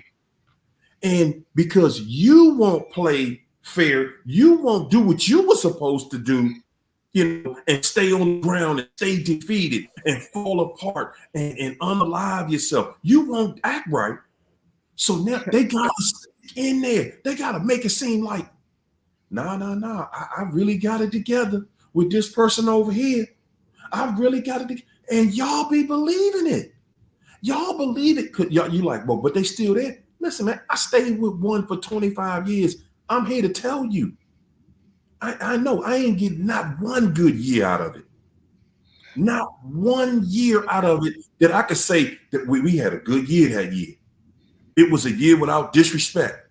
It was a year without name calling. It was a year without backstabbing, without cheating, lying, stealing. No, I had 25 years worth of memories that were absolutely the worst memories you would ever want to have in your life. You would never want to have in your life. And that's why I am here almost nightly, just trying to help somebody else, man. If I could have did anything to get some of that 25 years back, good God, if I could have came on the internet and listened to somebody saying, hey, bruh, back away from the table, back away from that craziness that you in. Yes. I could have went to the internet and listened to somebody just drilling in my head night after night, just drilling it. Maybe it could have saved me 5 years of that, 10 years of that, 20 years of it. Could you imagine how many times could you imagine how many times she probably tried to leave you in that 25 years and it wasn't successful? Listen. They couldn't sustain their life. That's the part that people don't see. She was trying to replace me from the beginning. They can't survive without they don't have the financial and the mental capacity to do it. Man. They literally live double lives. Yes. And they're in a whole relationship with you and one with somebody else. Yes. And this one keep going, that one fails, so they go replace that one. They be in double lives the whole time. Then you got adult friend finders, the Tinder, the Plenty of Fish. You got All all of these sites, these apps that be on their phone, and all the people they be meeting up with that stuff. And then they got different profiles. They men looking for women, men looking for men, men looking for trans. They got so many different demonic stuff going on. They can go and be with somebody at a speedway and come home like nothing happening because they just a shell for just different entities. That's it. It's very trifling. Like if we only knew how trifling these people are, I mean, you can't even wrap your head around it. But you know what? Like, oh my gosh. God was on our side regardless, because they could have bought us something home that could have took us out of here. But God saw fit that we didn't catch nothing, because these people are dirty. They sleep with anything. They sleep with prostitutes. They sleep with crackheads. And this smell that they be having, which y'all don't understand, that's because they be having drug habits and stuff, and it sweats through their pores, and that's why they stink. Whatever what you smelling through them is these vices that they picked up. These people will do cocaine to sleep with somebody. They will sell their ass for a place to stay, for a meal. These people will do anything, especially now in this time. It's survival of the fittest. I just seen this a few days ago. These people will eat your booty for $50. I'm telling you, these people are trifling. And I thank God that I didn't catch anything, even though I got tested afterwards. I went back again because they could have missed something. And I'm so glad that all my stuff come back negative. Thank you, Jesus. Oh my God. Listen, I'm thankful for that. I did the same thing. Because I'm gonna tell you, that's a scary thing to do. To go get tested. That is a nightmare. Going to get tested after you've been with one of them, man, that is something. Even being married, and you've been married to them because of the lifestyle they chose. Right. And the thing about it is that, and I made videos about this, y'all. If you married to a narcissist, you still need to have protected relations. Yeah. Okay. You need to still strap up, protect yourself, because they're out there, man. They are in the streets, they're for the streets, and they love them streets. And that's the only reason. Y'all want to know why they with the other person? Because they get to be in the street, because they get to run wild and crazy, because that other person has no boundaries that they're putting on that narc. And a narcissist cannot resist being around somebody that will not only put up with them, but they get to run rampant. They get to do them. They get to be themselves. They can just, hey, I'm for the streets and I get to run the street. That's interested. They are not interested in that come home every day and have this traditional lifestyle. And, you know, we both sitting there with our phones faced up. Right. You can see, we can answer each other's calls and stuff. But they not with none of that. Okay. No. When you're dealing with a narcissist, everybody got their own privacy. That's my private stuff. You can't see none of this. And again, no. And guys, that shows you don't cross the line of marriage, and they still got codes on everything. They got secret apps on their phones. Listen, like Keisha just said, they on every dating site out here. Guys, y'all wonder why the dating sites are so much trash? Because most of the people on there are married. Men and women. Most of the people on those sites are married. And people get to that place where, like, you on there, you looking, and you're like, man, what is this? Like, this is the place where single people go? No. This is the place where married people go to hook up. Okay. And the clients I have that's narcissistic, like I see a lot of them, because in addiction and psych, that's now where they're gonna be at, court ordered or whatever. But they never mention like, oh, about their loving spouse and nothing. Like, that's never mentioned. They don't have love. It's just only about them. They don't even feel like they have an issue or a disorder. They are involved in so many crazy lifestyles. They only have a spouse or a relationship or even their children to use. Like they will use them for their money. They will use them. They don't even care about using them for sex because they're getting that everywhere. They prefer to do themselves, but they will use them for just to have a place to stay, like a warm bed, because they need housing. They need to have their a bailout if they go to jail. Somebody come, pay for them to get out of jail or put money on their books. They need somebody to be accommodating to their lifestyle. If they go out and cheat or do all of this stuff and this craziness, the person got to be able to deal with that because, hey, you knew I had a problem when you got with me. You knew this was going on when you got with me. When he say they for the streets, that is in their DNA. They prefer that. They don't prefer this. They're uncomfortable in a nice, cozy home eating at a dinner table. They don't like that. Like they say, they'll leave a house for a hotel. Yeah.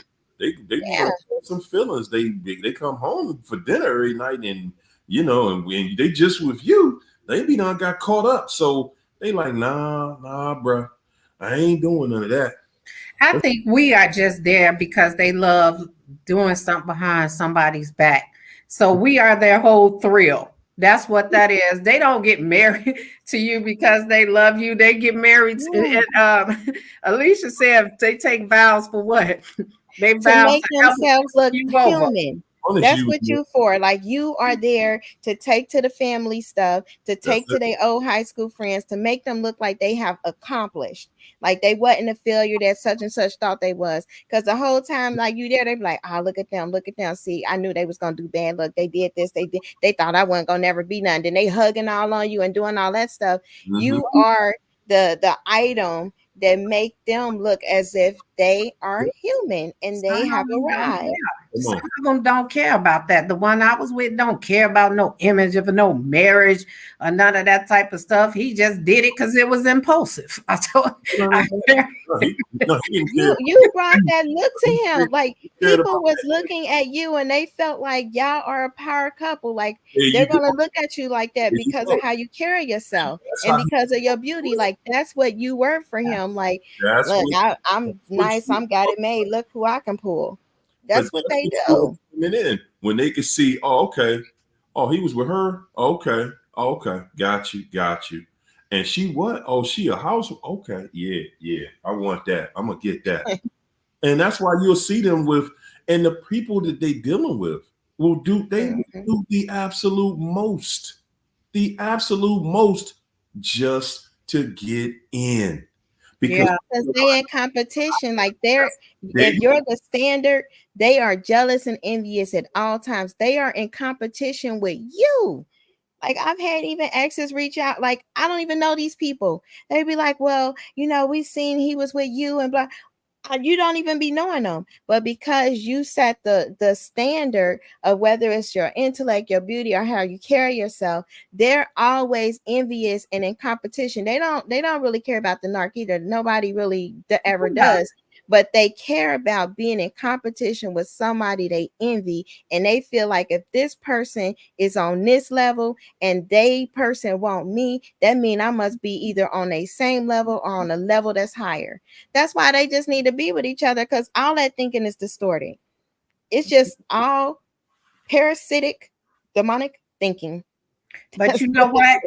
They get tired of the streets too, even though they love it, because that's why they hoover and they be in desperation. But that's why I tell a lot of people, don't take these people back, because you don't know what they bringing back to your doorstep. It could be trouble. It could be the law. These people bodies are like cars. They ride them till the wheels fall off. Then they want to come back to your doorstep when their health is failing, when they need you for something, because they know the streets is cold. Even though they was out there in them, they was out there being cold. That's how they know the streets is cold. But they know they can always rely on you to bail them out of situations, to give them that validation, to stroke their ego, and to bring them back to that level. So when they're ready to go back to the streets, they're going to discard you even worse to make sure you don't go too far. They go out there and play. Their plan is always to come back. When they leave you, it's called a reset. They need to go out there and do something else and get over the situation that y'all just went through the argument or they got caught cheating. They need a reset. So that's why when you argue with them, they got to walk away. It's a reset. They need to come back and learn how to manipulate you better. That's why they try to figure out what's on your mind so they could in the midst of the argument. So when they go out and reset, they can come back and know how to deal with you. And that's why they run off to the streets. It's just a reset. They never plan to be gone long. I had one that ghosted me a while ago, and he found me on social media. And I said, you don't have nothing to say to me. You ghosted me. It was probably like a year later. And he was like, it wasn't supposed to go that long. So they know what they're doing. He knew it was supposed to be for a long period of time, but I made it permanent. Mm-hmm. Yeah. Where Hario go? He said, be right back. I think he got some more dressing on or something somewhere. And that's how it is. And the betrayal, that betrayal pain is so severe because it's meant to really hurt the soul. It's meant to really take you out. That's the worst kind of pain anybody could ever experience. It's worse than physical pain. It's worse than even if you like see a trauma, a betrayal trauma. So when that happens, a narcissist know that if I can wound this person so severe that they will be dealing with that wound for X amount of time. And like you said, China, they plan on coming back before that wound is healed. Yep. So they know that I have to do this type of infliction because they're going to be so devastated. They know how you are. They know how you think. They know your routine, that it'll take this. They think they got it all calculated out. It'll take this long. I'm going to circle back and then I'm going to be able to like get back in and finish them off and get some more, whatever else I can get, because they would have been destroyed and spent everything that they took from you the first time. And that's why, doing the whole relationship and marriage, they always testing you. That's why they ghost you. See how long it takes before you contact them, how long they could be gone. They always testing the waters just to see where your breaking point is and when they have to come back. But sometimes you, like in my situation, he did it for a week. So he like, yeah, I know I could ghost her for a week before she. This is terrible, man. I don't know what's happening here. They're like, what is going on? But yeah, he was like, okay, I know I could get away with a week before, she really started going off the hinges and stuff. But see, that's why he overplayed his hand, because I didn't give him a week. I went up to that job. I saw what I saw. And then I'm like, okay, so yeah, they overplay their hand. They think they have everything calculated down to a science, and it's not. They know when they want to come back. Like I said, it's only a reset. They're going to always want to keep trying to come back. And for all y'all to think they don't wish they could come back, man, you just don't get it. And if you stand in it and you looking to see what they going to do, you're not out here appreciating what life is giving you because you did finally stand up. Like I said earlier, y'all, I wouldn't have been able to. That's not it. It ain't in me to destroy your family. So I wouldn't have been able to do what the narc could do. So I did have to say, okay, I can at least appreciate the fact that, you know what, the narc destroyed that. So it wasn't me destroying it and walking away from it. It wasn't me having to deal with the karma, with me having to live my life knowing, man, I destroyed something, and with people there, even though I still participated in that destruction, I was there. So, and that's why I always will apologize and say, man, you know what? I had control over that. I could have left day one. I stayed in that mess. And I will accept my fault in it because, I really had an option. I had a much better choice, and I just didn't choose it. I did not choose what God had for me. And guys, we be thinking that we going to feel some type of way, maybe I ain't going to meet somebody else. That is one problem none of y'all going to have, man. I'm telling you. You're not going to have that problem. But you do have to show that you stood up. Not just they left and you just devastated by it. Yeah. No, you stood up and said, you know what? They not allowed to come back. Whether they trying to come back or not, they not allowed to come back. See, a lot of people try to get it on default, like, well, they not really checking for me, so, I ain't really got to put up no, you ain't coming back. Yes, you do. Yes, you do. You owe yourself. You owe your the satisfaction of being able to just stand up and say, I stood up for me. I was not taking that no more. And there's no longer an option for that person to just come over here. Because, guys, some people really will let a narc come right back over there. And I got relatives, I've seen them do it, be married and split up for 10 years. And then get just one day out of nowhere, be right back together. Oh, hell no. Nothing. I'm saying it ain't nothing changed. Nope. And I'm saying, guys, if to live your life all the way through like that, and I promise you, the people that I know like that, man, always looking for the way out. Still looking for the way out, still wishing they would have just got out. And I'm like, you was out of it for 10 years. Man, let's read super chats before I start in here. I had a power glitch. I don't know what was going on. You on the grid. Signon said, these people don't like the narc, so they are happy that they ruined it with a good person. For sure. They're not happy with the narc. No. And the mother like orchestrated. Like, I know in the divorces that I had, like the mother was highly involved in it. Like they orchestrated, they let the narc come near. The narc is always trying to appease this mother that's like mother witch, and they'll go give them a place to stay. They always interfering until that narc like divorces you and stuff, and then they hook them up with the next one. But they are looking for that forever supply for the family. They saying, who can this narcissist get that we all can get some type of income if they got that insurance plan on them and they happen to depart life, because they need everybody to eat off of whoever choice this narc finna make. A lot of people don't even know you just the one who had the best benefits at work. You just the one that they was able to get that life insurance policy. I'm telling you how these people choose, man. Yeah. I'm telling you, because he must have told like the new old stale person about my insurance policy, because it was definitely mentioned in the divorce, because mine was worth $500,000 if I was to go. And they definitely wanted a piece of that. But do you know what that narc would be feeling like with that? Man, he could go pretend for a whole class of women. He got $500,000 actual dollars. And guys, I'm telling y'all, they are waiting on you to die. Yeah, my brake line was cut.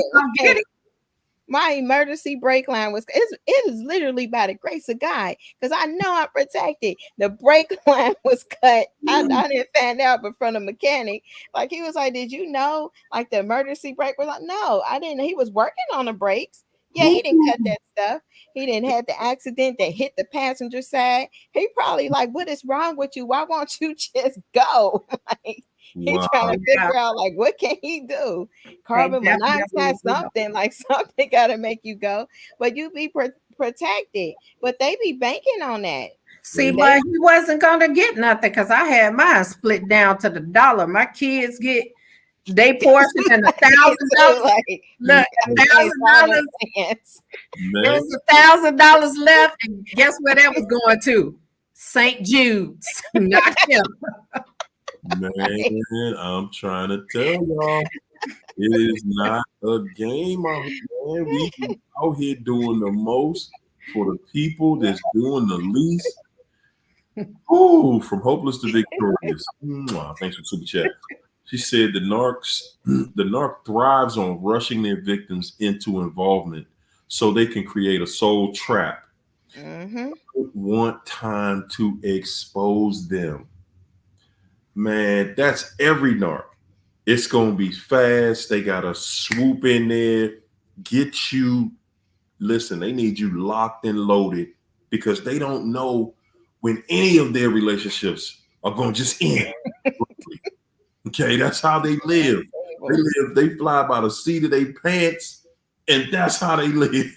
Yeah, because they have to get you in the bed. That's where they figure they're most effective because they know when you have sex, your cortisol levels are up, theirs go down. They don't want to be bothered. So once they have sex, it's over for them. But yeah, they do move fast, and sometimes now they're taking their time because they know people are looking for these red flags. So they're not rushing it anymore. That's why they're in here learning what we're looking for, and they're doing the opposite. These people are not smart at all. They just, whatever you think they're doing, they just do the opposite of it. They don't come up with nothing new to do, but they definitely are taking their time. And also sometimes they rush you too, because if you are a good person, they won't take you off the market right away. Yes, indeed. And Yes. sex is not it. Like for them, they can literally do themselves. I just said my right. The sex is for you, not for them. It's weird. Yes, Okay. but I'm saying like my ex, like when they looking for you and they know like, okay, this is a good person, they not gonna want to rush it. They will be okay gratifying themselves in the worst type of way. Yes. Like the worst type of way. When a guy say they flexible, please do not be with them. They have done things that your ears will want to unhear. Okay, they have done the worst things, but they can gratify themselves, and they while they're working on you, and then come to you and pretend like they're just as wholesome as you are. Like, okay, yeah, I want to wait, like I don't want to rush, and they can do that because they just right before they came went and pulled over, did themselves real quick, and then now they're here with you. So that they know the tricks.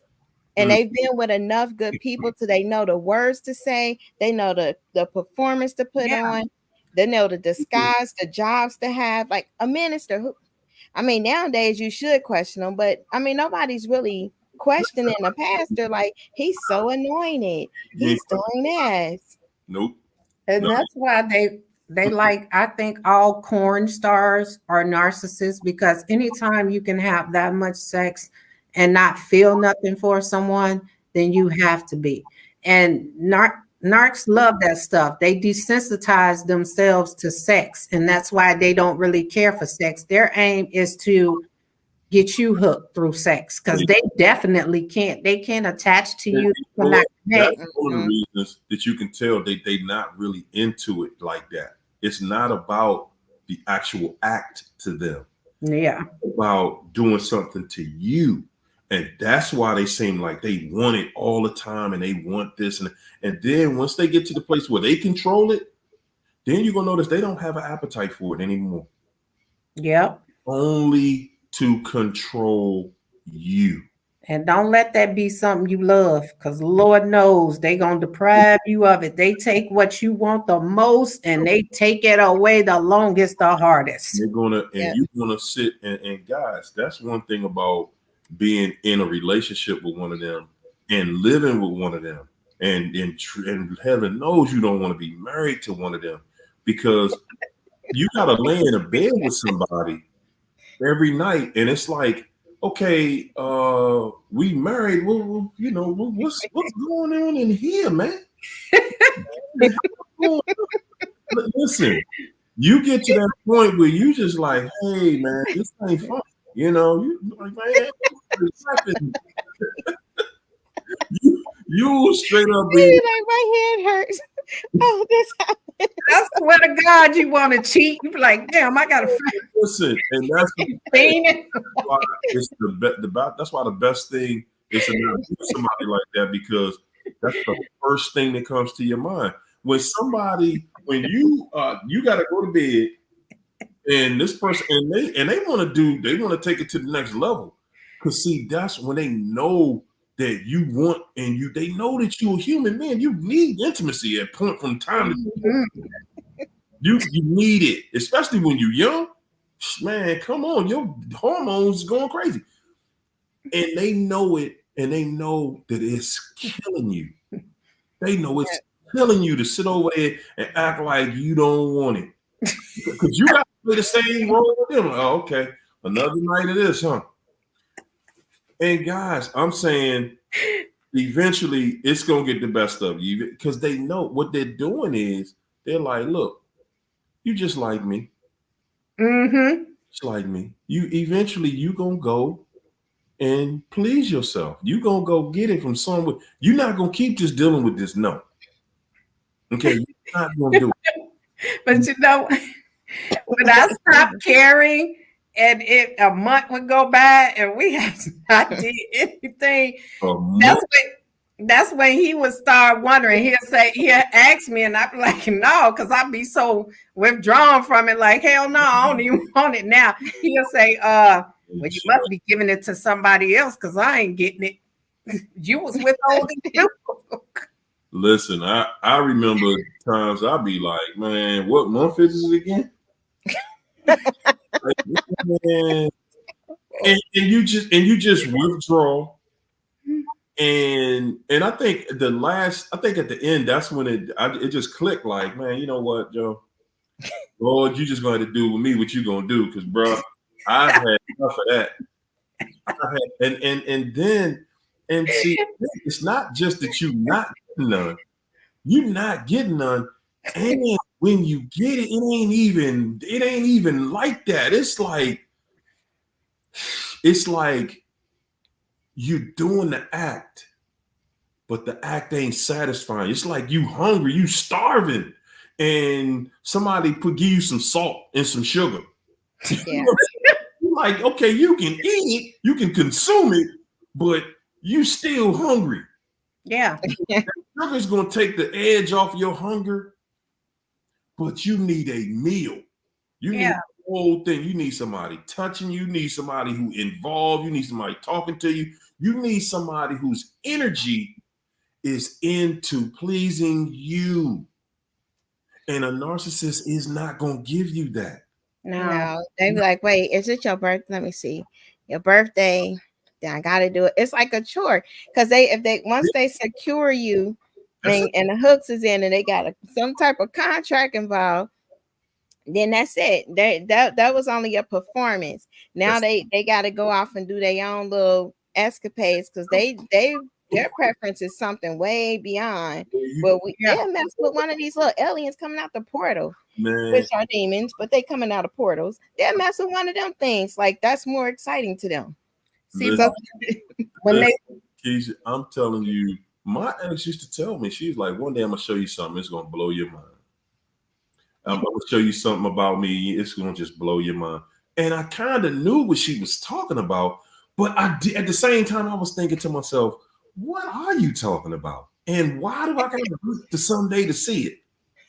Right. Because it was always about the mystique. It's always about, it's something about me you don't know. Yeah. That's all it was. That's all. It wasn't nothing else. It was like, hey, that was her way of saying, I ain't got nothing else to offer you. Dude, you done figured the whole puzzle out, but I got to make you think. It's something else you don't know. The level of the game that I haven't allowed you access to yet. Mm-hmm. You've seen the best part of their game. I promise you, you've seen the best. You've received the best that they have to offer you. Oh, yeah. And that best, they know it's over. Weak. They know that it's weak. And they know that at some point, you're gonna have to go ahead and grab you something that's gonna maintain you. You know what I'm saying? You can go on a diet with just eating crackers and salt every day, but eventually you're gonna have a meal. Mm-hmm. You're gonna have to put some protein in that at some point. Okay, you got to put some protein in that at some point. It's not going to sustain. Them crackers gonna have you down to about 75 pounds if you eat it long enough. Eventually, you're gonna need some nutrition, or but you know what? They withhold too because they're training you to accept the bare minimum. And that's how they give you all this stuff and pull away very slow. Come on. to train you to accept the bare minimum. They now have you, all the love bombing that they did to you, now you're doing it to them, chasing something that they don't have in them anymore. They were just basically being the person that you wanted them to be, and it stopped because they can't maintain. And so now you're love bombing them, chasing that love bomb that they gave you, and it's the same love bomb you giving back to them. And that's how they keep it going. They have you thinking that it's in them, and it's not. They've reached their limit, their capacity. There you go. Yeah. That's why a lot of y'all sitting in the bed, man, and your genitals on fire. Like, man, look, you walk around mad and everything else because they like, man, you ain't just gonna give no attention down here, huh? That's what we doing. Y'all say what y'all want. That situation will make somebody want to fight. You be like, look, man, nah, I ain't going to bed in there with you. I don't even need to see nothing. There ain't nothing going on. And they love it. Yeah. That's when they in their most loving place. They quiet, they in the bed because they studying you. Yeah. They sitting there, they're saying, look at you. I know you got the one. I know your pattern. I know your pattern. You ain't gonna be a couple of days gonna go by and you need to see this again. And it ain't happening. So okay, now we just counting the weeks and now we just counting the months, and let's see how far we can space this out. And then they're gonna go crazy on you and act like it's you. Mm-hmm. You starving them. That's just that mind game. Yeah. Keep you playing the game, y'all. Yep. Oh, my girl, yo said, what happens if they don't succeed in the assignment of destroying you? Does Satan spin the block on them? That's what I heard. They got a terrible Satan is not. Now we got to understand the devil is the devil. Like, he ain't cool on no levels at all. That's their boss. That's their daddy and everything. He don't care about none. He don't care about the fallen angels, the Nephilim, none of them. Satan got all of them tormented. That's who they dealing with. So these people are tormented at all times. They don't even know how to get out of the soul trap. They somewhere from a child. They got generational stuff going on with them. They just gone. And they have these nightmares. They have these different anytime that they don't succeed, or the demons that's in them don't succeed, especially destroying a believer, they actually get punished in the kingdom of darkness. They get punished by ones that's stronger than them. So they really gonna take it out on a narcissist. They gonna start and if you see the patterns of their life, anything that they usually get accomplished, it's usually get destroyed. They usually be having vehicle things happening to them, accident, a lot of stuff happens to them because of the stuff that they work around. They have this cloud of just demonic energy, and that cloud follows them. And if they can't transfer that cloud to somebody, especially a believer, they want to get a believer because they get rewards for that. That cloud gets bigger, and then it's just and the new fly. Oh my gosh. Hopefully they make it. Okay, because that cloud is angry, and they getting all the storms. If they got 4 or 5 cars, they're not gonna have many. They got it's little things happen. Anything with a solenoid, that's your alternator, that's your refrigerator stuff, washing machine or dryers. Anything with the solenoid, those things go out. All the time. You just be like, it's broke again. She asked, does he spin the block? Hell, he never left the block.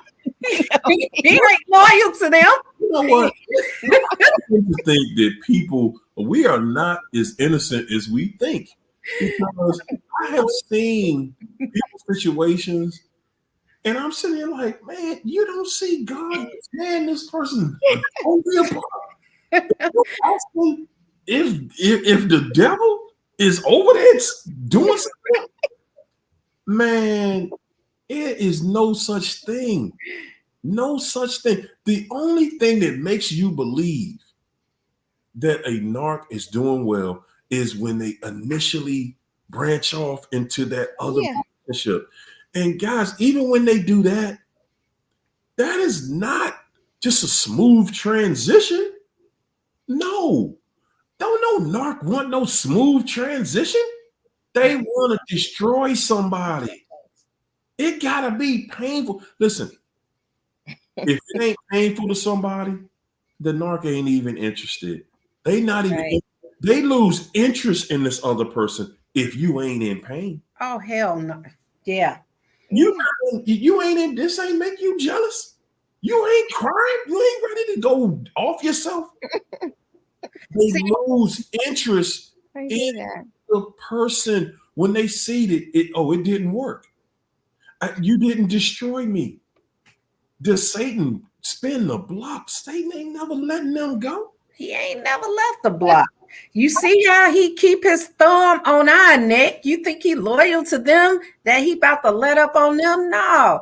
And for y'all to think that, you know, and I want to touch on what you just said too, that I think that relationship go to hell once they on that side with that person. There you go. Triangulation and the jealousy is to keep you in it so that they can enjoy that new fantasy that they created on that side. That's why they run over there, because this one is now filled with misery. I disagree. Misery loves company, because they ass run from your misery and take it over to somebody else's happiness. And then when that becomes misery, then they want to run back to you if you got that happiness. But they so desperate now, they'll run back to you in the weakest point in your life. And they so desperate. They would drink snake poison if they thought they could come back home. I'm telling you. And somebody in the chat says she don't believe that they coming back. Hell, I'm sitting here preaching this. He sits at work and watch this, and he's still trying to reach out. They don't give a damn, because they figure they got some fucking lie in their toolbox that they can tell you that's gonna get them back in there. There's nobody who can die or nobody who can be born that can get me a conversation with this person.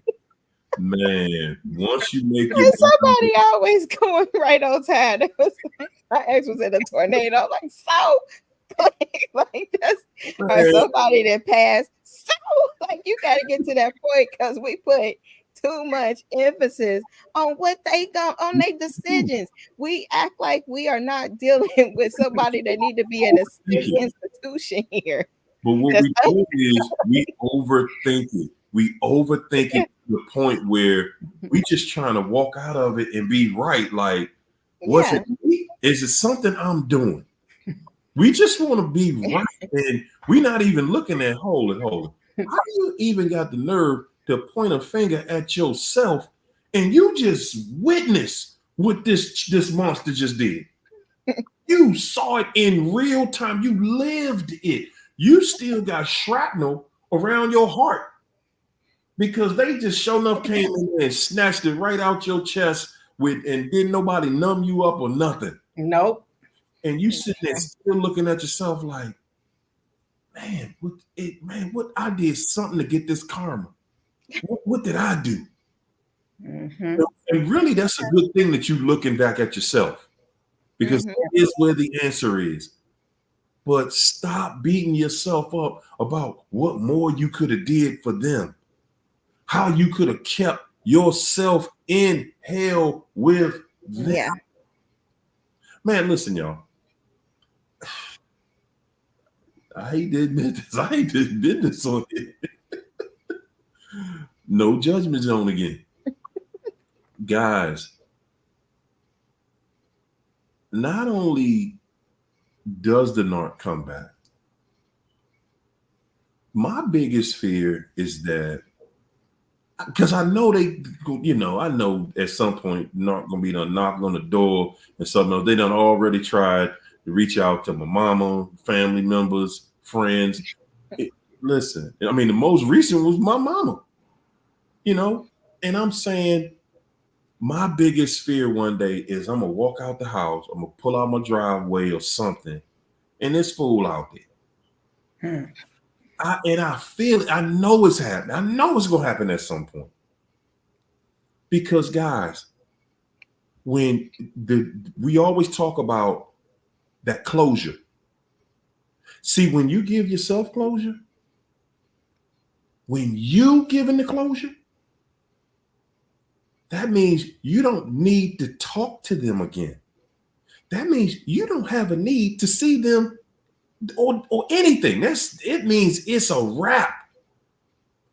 And when you give the closure, the narc didn't give you the closure just so they could always keep that foot in the door. Yeah. One day they're coming back. That's them letting you know, I'm going to be back one day because I'm not giving you this closure. And for me, again, my thing is, man, I don't want to have that conversation. I don't want to ever be in that position. You know, I got to be like, man, I got to have the police at my house. I got to call the police. This fool done knocked on my door. I mean, I think I would just not answer it. You know, I would just turn the alarm on, you know.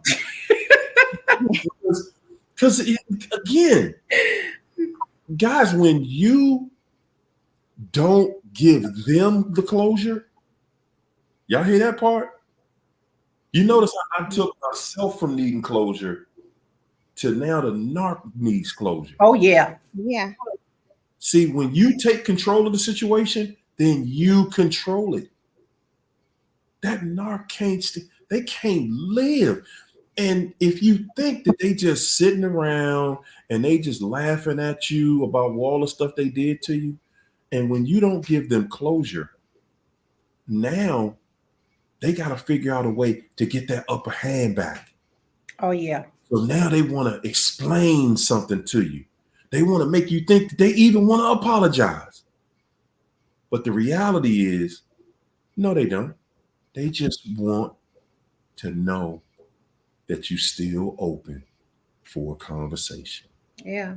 And they always jealous and envious. Like, I don't think anyone on here that has ever taken anyone back can ever say it went well. It was always pet cemetery. Never. Like, it don't matter if you was married, the first husband married, high school sweethearts, had children.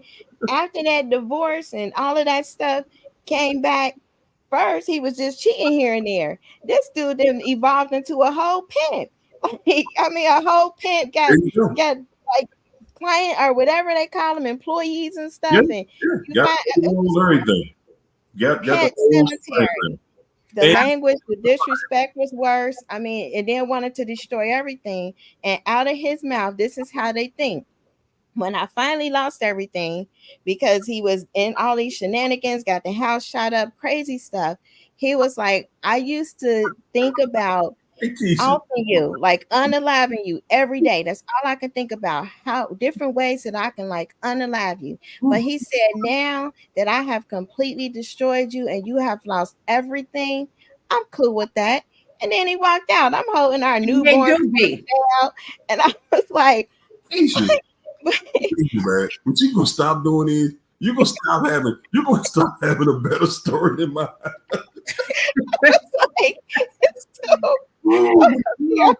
They do want to destroy everything, and they don't ever want you to rebuild.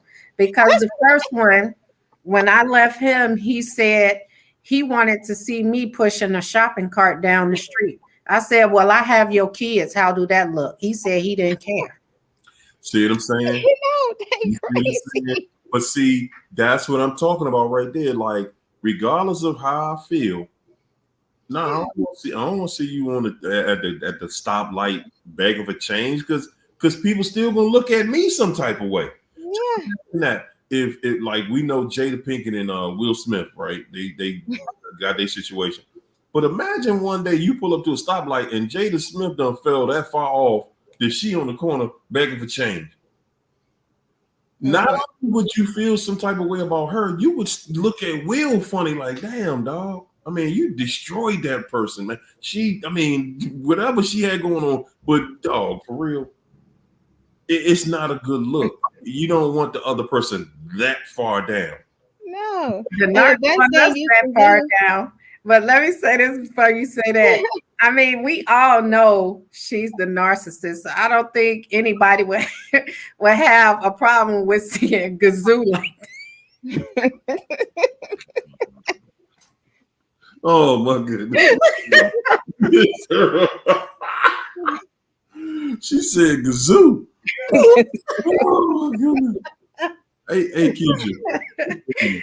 Y'all terrible. But you wanna let them see you. Cause see, even now all that happened because of God, because the God I serve. I mean, they can't they gonna box God. Come on. Cause the God I serve, this dude, he mad every day. He had to see me on the news with my brother. My brother do a lot of sculpting. We on the news and stuff. He like, man, she on the news. You see the clinic booming. Man, she got the clinic. She doing all this. Man, like he just mad all the time. Him and this girl, both of them. And then they argue and do all this craziness because two narcissists is crazy and then want to call me for therapy. I'm sitting up this. I'm like, man, I breed it. When you breed, something would be like, why did I breed? Because you be dealing with them, they fighting on the phone. Like, tell them this, and I'm not out there. Do you remember how things went down? Like, we're not okay. Every time you tell us a part of that story, man, I be thinking like, damn. Man, she's a great trooper, man. She is a army cadet. Yes. Oh my. It's the narcosphere. Covert. You know how covert is. That means anytime something be super bad, like somebody should be like, nah, you can't do this no more. Master to a pimp.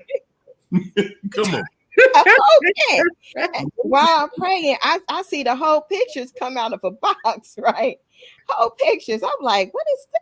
Whoa, you got girls that can be in a handstand doing splits. Okay, like I'm pregnant. Okay, I couldn't be on my handstand doing splits without being pregnant. But you got all this stuff. He in the middle going, there's girls everywhere, everything everywhere. Man. I'm like, this dude. Then I see flyers and advertisement. I'm thinking he got a third shift job or something.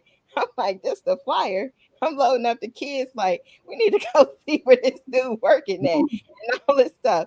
I go up here. That sure enough is his establishment and all of that stuff. I'm like, oh. I said, we about to make the news today. Yeah. Especially being pregnant again. I'm like, this is some crazy stuff. That cemetery. Yeah. But that's why you just gotta let it go, because ain't no telling what else they done been exposed to. For sure. And then they'll still try. It was like 2018 or something, decades later, the kids grown and everything. Just like, I guess she left on his birthday because it's narcissist. She went and went with somebody else, got an income tax. So he called like, oh, she just left me on my birthday and everything. And I wish we would have never got divorced. I'm like, hold on. I got some adult children. They coming your way with suitcases. They're yours. I'm an Uber. Get an Uber. We'll never have this conversation. But that's how they are. They'll still try to come back. They coming back 20, 30 years later, like, how did you think the conversation to go? It's been other marriages and everything since then. Like, I'm still stuck in high school. Like, yeah, I'm waiting for you. Come here, bae. Like, no. You know what? That's why I say I don't really care for all the rules like on the internet, because I experimented with a lot of stuff just to see what the outcome is. And I would say to certain people, like I told someone before, like, no contact is good, but I think no contact give a lot of people more questions than answers. But I think if you just don't block that person and they call, then you'll see that they will come back, and then that will give you the answers you need instead of you guessing and wanting them to spin the block. You'll know definitively, because a lot of people not going to block them anyway because they want to know. But my suggestion is that you do, but I just feel do what's best for you. Because like I said, a lot of these rules were created by the narcissists. They gave us this, and it's just to make them comfortable. That's where that gray rock mess come from. Yep. Yeah, just act like it don't hurt that bad when they and you control the nerve. No, gray rocking is communication. Y'all go get yourself a copy of the second. Turn away. And you know what? That's why I say my channel is not going to be for everybody. Because I'm going to teach you how to get these bastards. I'm telling you. I'm not playing no games with these people. I'm telling you, these people, they ain't going to never get me off their mind. I got one right now who probably having nightmares. I'm not going to play with these people. You know what? The thing that I learned about the devil, remember one thing about the devil is the devil by nature. Mm-hmm. What that means is that evil comes natural. Yes. To them. Okay, they ain't got to sit back and think about what they're gonna do to you. They ain't got to, because it comes to them natural. It's just like with us, we gotta think and contemplate. And the way that I've learned, man, you want to really torture this devil. Really torture this devil. Let that devil see you walk beyond every trap they ever set for you, and not just walk through it unscathed. Walk through it better than you were when you were with them. Let them, because see, one thing you're not going to take from that narcissist is their front seat, that front row seat in your life. For sure. Watching every single day. Man, that fool right now looking at you, watching you, and he every time you talk about your channel, his heart start palpitating like, whoa, huh? You what? You gonna do what? You gonna go out here and blow up, man? Come on, man. Putting a new supply in and she gotta watch you too. Like, look at her, she doing it. That's all they do is stop. Look at her doing this and doing this. Man, that just the anticipation. See, we be thinking that what's gonna hurt them is doing to them something they was doing to us. No, that stuff don't hurt them. They love that. That's what they want. Just like you in the pig pen with the pig, and the pig love being in slop. Yep. When they see that, no, you ain't on this level no more. Oh, you are dead. Oh, nah, man. Nah, only way I can get up there is if you bring me up there. You know I'm a loser. You knew that when you met me. Come on, you gotta take me up there. And what's killing them, is man, they know your heart. They know your heart. For them to see, we get caught up in there with somebody got to outlook them, and somebody got to have more money than them, and they got to have a better body than them. No. When they know you around somebody that actually love you, you're gonna hear just, it's gonna sound just like that. Like when you're in the hospital, that giant go. That's what happens. Oh, see, they get crushed off the little things. Yep. When your life is lifing, when you got your life right, when you ain't even on, you ain't like, man, ain't nobody thinking about you, bruh. Go back to that tackhead you was with. Go back over there. You go back over there. I'm over here. Okay? Ain't nobody mad with you. Ain't nobody mad with you. But I ain't got nothing to say to you. Exactly. Now you stay on that side of the fence now. Because the thing that really, really destroys them is the fact that they were not only were they not able to destroy you, y'all pay attention to this part. Not only were they not able to destroy you, but now they got to pay the price. Yeah. Now they got to come back to you to get their life back. See, we thinking they just coming in there with nothing to lose. They coming in there to snatch a soul. No, they got a soul too. Yeah. Yeah. And guess what? That soul don't get no promotion. That soul don't get no gratification when they didn't complete the assignment. Okay, that you still walk around. Not only did they not take you out, Right. but you got the nerve to be walking around here and got your life together. How you get your life back together when I done did everything in the world to destroy you? I done told everybody lies about you. Yep. I done did everything to destroy you financially. And you around here living, you eating, as expensive as food is out here. You at the grocery store? You got a roof over your head? You ain't worrying about me in your life, helping you out, doing anything of the plans that we talked about together, you out there accomplishing it.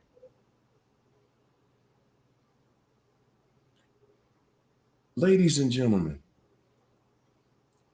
this narcissist don't get to just go enjoy life. Nobody gets that. Guys, we just been fed a bunch of lies about people. Y'all think that because they not coming back and apologizing and all this, that they not doing it because they don't have to. They can just go on and live their life. Listen, anybody that you have dealt wrong to and you have not walked to them and given them a proper apology ain't ever going to be free. That narc ain't ever going to be free until they got to come back to you and ask for your forgiveness for the lies, the deception, the deceit, all of the tragedy they have brought in your life. Do you think that God gonna just let somebody come around you and just be a dirty, grimy crutball for everything and then reward them? Have you lost your mind? Well, then you try. If you think it's like that, then you try it then. And come back in and tell us how that worked out for you. Go out and just be cruddy. Go destroy your family. Go destroy your family just on your own accord. Yeah. And the family trying to save the family. If any of y'all think that you're going to go out here and you're going to be rewarded for living that kind of lifestyle, that there's a reward in that, then you take yourself on out there and you try it and see what happens and see how you come back in here humbly. See if God don't break you down. If you think, man, y'all don't think that God, that's why you don't see what he's doing to them. Yeah. That's why you don't see it. Because if you saw it, it would break you down. If you saw what God doing to that devil, I thank God he don't show the little parts, the little bits and pieces I see. I'll be like, good God. And that's their own devil doing it. God is like he really would like to have mercy for them, but they reject them completely. They really God haters.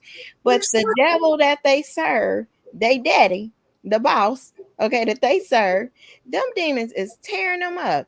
They never happy. They can't go to a wedding and enjoy it because they mad somebody getting celebrated. I mean, even my birthday, my mom was mad. I don't even know why my brother was like, hey, take her. I was like, no, please don't. But he did. And she just sitting there the whole time just mad, like, I thought we was going to do this. I thought we was going to do that. No one said come. But eventually they burn out their bridges. And Yes, it's like they're never happy. They always trying to scheme and manipulate. Then they get stuck with another narcissist that can get, got one up on them. So now they both sitting up there struggling all the time, like always trying to figure out how I can beat the system. Who can I what kind of car accident can we kind of manipulate so it's their fault and we get a settlement? Everything is based on settlements, manipulation, who they can get from what. And that's their thoughts constantly. They're never thinking like highly of themselves or even being able to like just enjoy life. Cars, something always going on with the cars. Yeah, and then you know what? Then once the law enforcement get involved in that criminal activity, they throw each other under the bus. Come on. And so Come on, man. What I was going to say was too that I disagree. I think we do see their karma because the karma is the hoover. because they ass thought that they can go on without you, and karma is showing them that they needed you, and it places them right back at your doorstep needing something. I don't care if it's a compliment, a dollar, a drink of water, or just a conversation. That's the karma, and we get to see it. Yes. Did y'all saw did y'all hear what I had to say about what we doing out here? All the stuff you doing, everything in your life, you willing to put it on the line. Yep. For somebody who's so grimy and so cruddy, they won't even get up out the bed to get you a glass of water that's free. They won't even go get you a glass of water out your bed. When they know you need it. Get you a glass of water, and you ready to sign your name, your credit, give your bank account, give your car, I've done it all. Jewelry. Damn. That they think about. You ready to go give it to them. It's won't even get out the bed to get you a glass of water. Yeah, I'm gonna keep saying that because somebody hear that and somebody feel that and laugh at you, let you have a procedure done. They will laugh at you while they see you struggling to go and do it. Man, like there is a cursed life. Like there's never a good curse. Like a curse have to be broken only through God, but they reject him. So this curse, this generational curse pattern, it's no curses are good. The finances, the every time, even if they are well off, the way that this thing is set up with the type of stuff they work with, they can be well off. Sabotage, they have all these things, they bleed money, so things happen, catastrophes, they get swindled out of stuff. They always just meeting ends meet. And then they have it's just a lot of stuff. They mind, they got their thoughts are racing at all times. They be sitting there in a fixed stare trying to figure out the voices. Sometimes they be going in a different room communicating with the voices. They dealing with them voices. They be sitting there like, they check out and you be like, hey, did you hear me? Oh, huh? They was sitting there, it was a conversation going on. I mean, they with that, they don't understand why they chronically depressed or chronically angry or why nothing goes right. Come on. These are people that be in the office, like they come for help, but they don't realize like the problem is them. Like they have ruined and damaged so many people that now they're homeless. It's like all of this crazy stuff. Hold up. Who else could the problem be? Right. Everybody else knows it's the mama, it's the dog, it's the cat, it's the person they was with, their children, all of that stuff. They would never admit to. It be couples, so I know the violence that took place. They won't ever admit to that. I mean, and I'm sitting here, I'm like, I feel like I'm one of the realest clinicians because I look at them and everything like it's you. Oh, no, it ain't that. No, it really is. Like you can have everything, criteria check, answer these questions. This is you. But they'll be like, no, this happened because of this and, everything else. But they don't really ever see the fault in nothing that they do.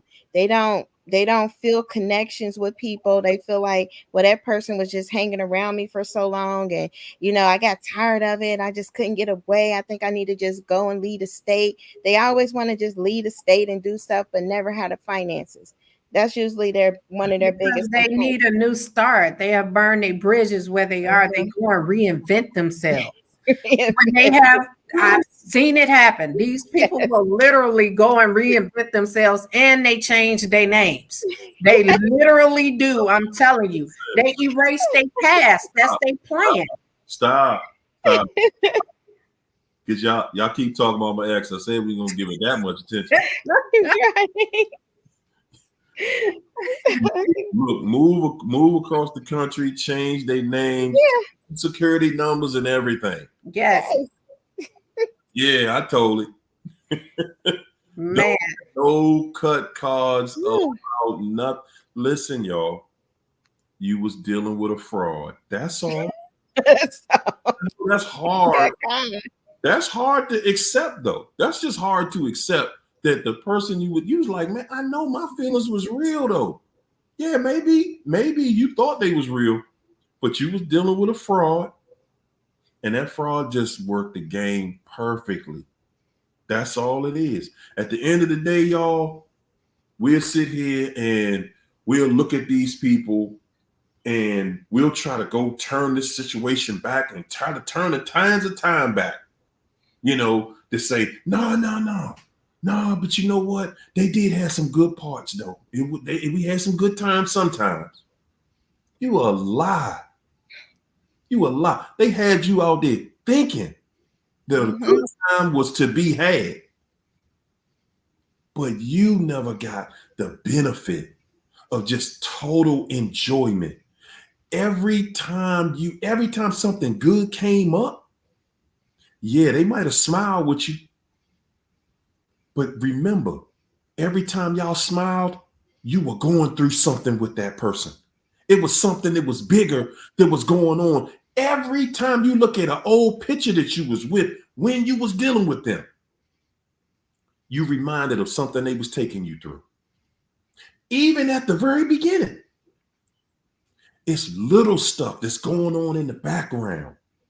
And the picture that just like, wow, like, dang, every time, yeah, I remember this. I remember this, but I also remember that this was going on in the background. Yeah, I remember we was over there that day. That was fun at that picnic. But I also remember that same day, I caught this joker exchanging numbers with somebody at the picnic. Every good time you had, yeah, it was surrounded.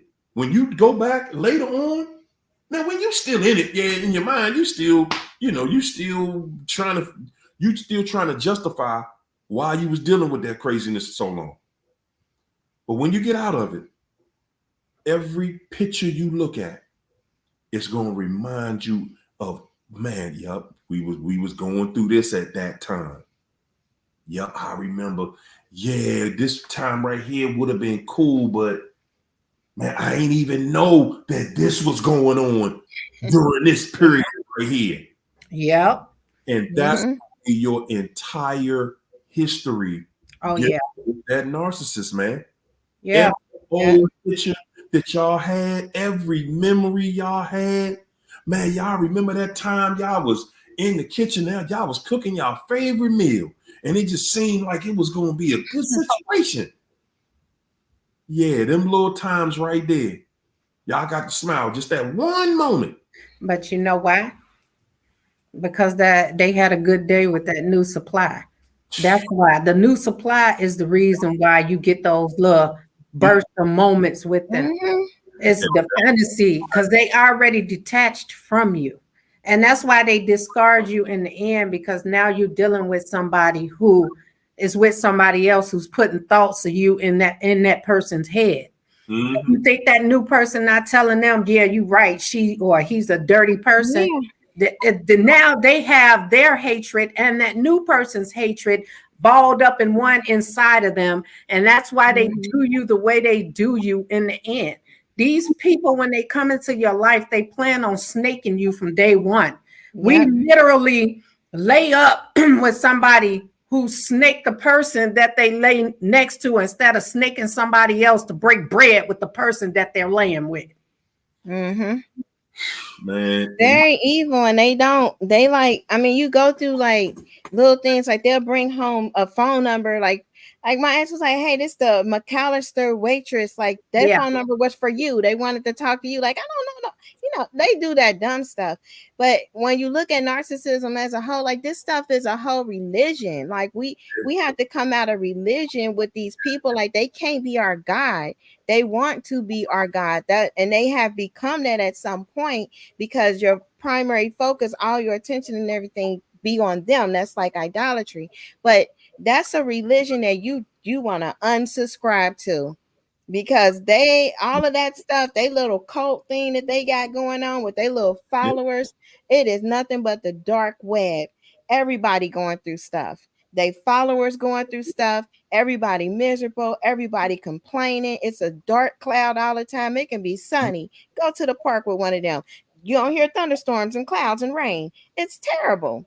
Like their presence can change the weather to gloomy. It was a good day to this food show. Man. So you just gonna unsubscribe to them and really like start working on what got you there. Was it loneliness? Was it feeling like invisible? Like were you not being validated enough? Like what was it that got you in that situation to where you even gave somebody that you wouldn't shake hands with a phone number and a conversation? Come on. Like, man, I would not throw pee on that joker if they was on fire. Wow, he ain't had no teeth. I'm like, what was I thinking to deal with somebody looking at him like you ain't got no teeth, you ain't got no car, no teeth, no nothing. But being in the narcosphere,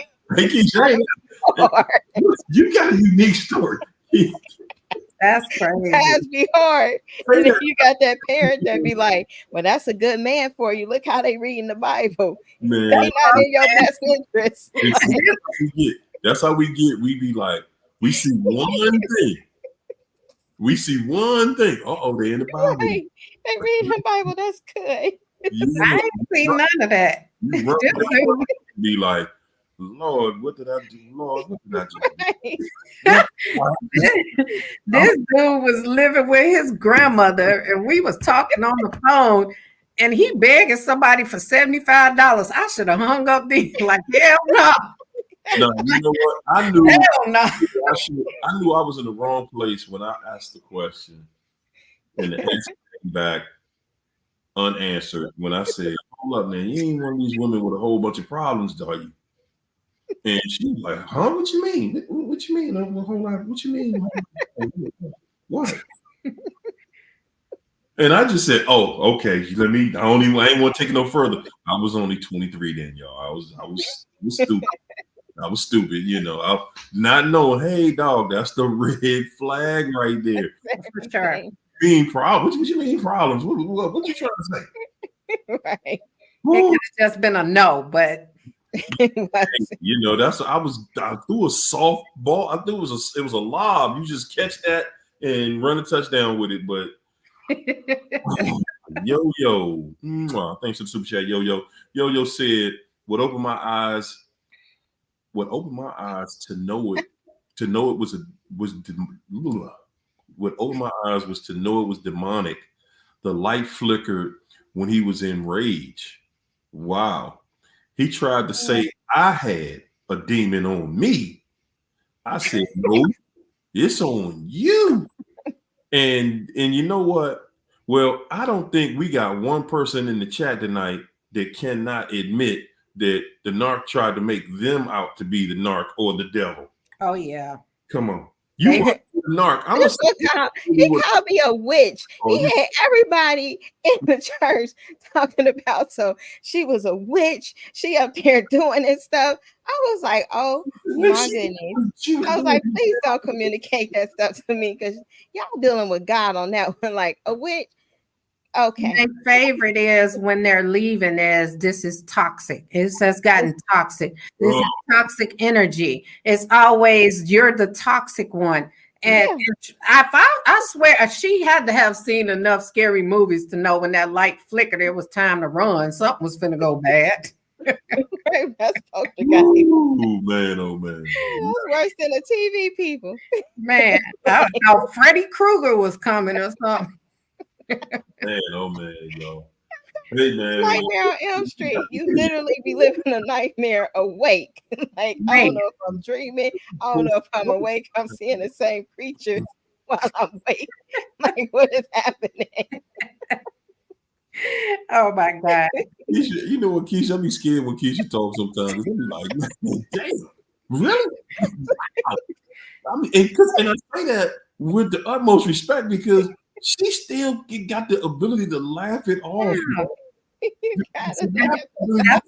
Stuff like that off. Guys, that's freedom. Yes. That's a cured soul. That is freedom. When you get to that place in life where you get to look back at all the crud, all the dirt they did to you, and you can just laugh at it like, my God, what was I thinking? Yeah. Guys, that's what it looks like on the other side. Yeah. It looks like. Man, what y'all gonna, okay, ladies, what y'all gonna leave them with tonight? What y'all leaving them with tonight? We're gonna take this show on.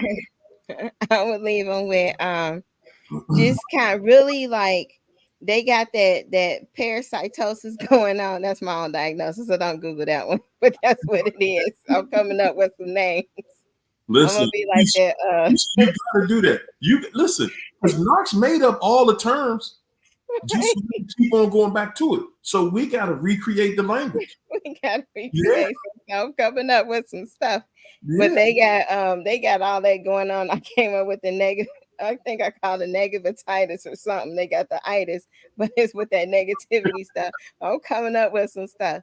But we gotta like in that healing process, you have to do whatever it takes to be healed. Like I did listen a lot to this because I had to laugh and I had to really like when you first coming out of it, it takes time, sometimes months, sometimes like a year or so just to be in reality. Like your reality gets so distorted dealing with a narcissist, you really don't understand like the depths of the evil that came in that package. Like you really still think sometimes like, well, maybe, they are like, relationship material, husband or wife material or this. No, they are like, it's evil. They get gratification from the evil that they do. So listen to whatever it takes, like being on this channel, like that helps, or doing the Fridays, or, even if you got to just like watch and don't comment just until you like stop crying all the time because it does hurt. But at least do something every day to start building a reality and a truth and getting parts of yourself back connected to you, because they soul hunters. They taking pieces of your soul. Man. And you can get it back. You get that soul back. It don't matter. I mean, he can be on there preaching with a wig on with some dreads. He probably would, because that's how much they want to be like you. Like they say your words, and he probably got the little things. Like you probably go there. They crazy, but you always know who you are. You know what your dreams are. If they even take that, you still rebuild you, but you can go a different direction in life and still be the cool one. Just understand that you are the cool one. That's big. And lead them to they little flock of vultures and stuff that they deal with. Just keep them in a dark web. You don't really know them anyway. When you think about it, they got rid of the people you knew and start gravitating to the ones that they know. You don't know them. And they don't know you. When they try to come around, like, man, I really don't know you. And that will start giving you that peace and that solitude. And then you rebuild who you are outside from them, because they only meant your destruction and your demise. And that's it. Nothing good. Wow. What I want to leave them with is, I know I see a lot of people want to see them hoover and you don't believe they're coming back. I want to say this: you don't want them to come back, because what you're looking for at this point is a painkiller.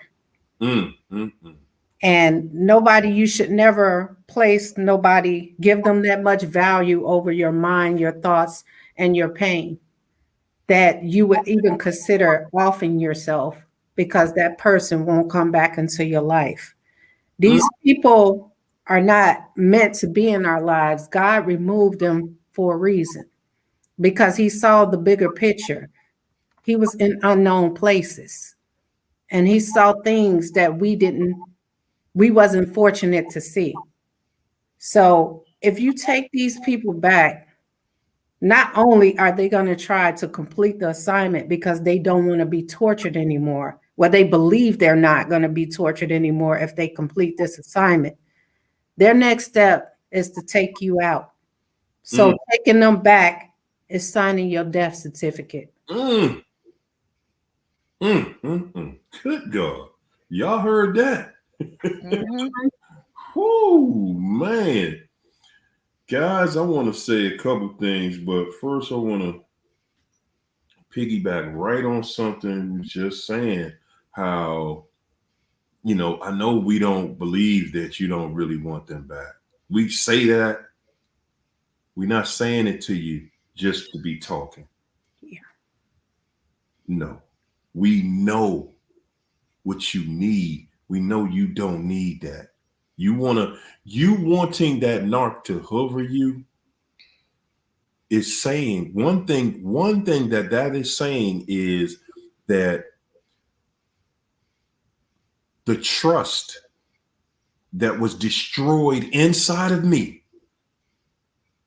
the trust that was destroyed, me trusting myself, was destroyed in this.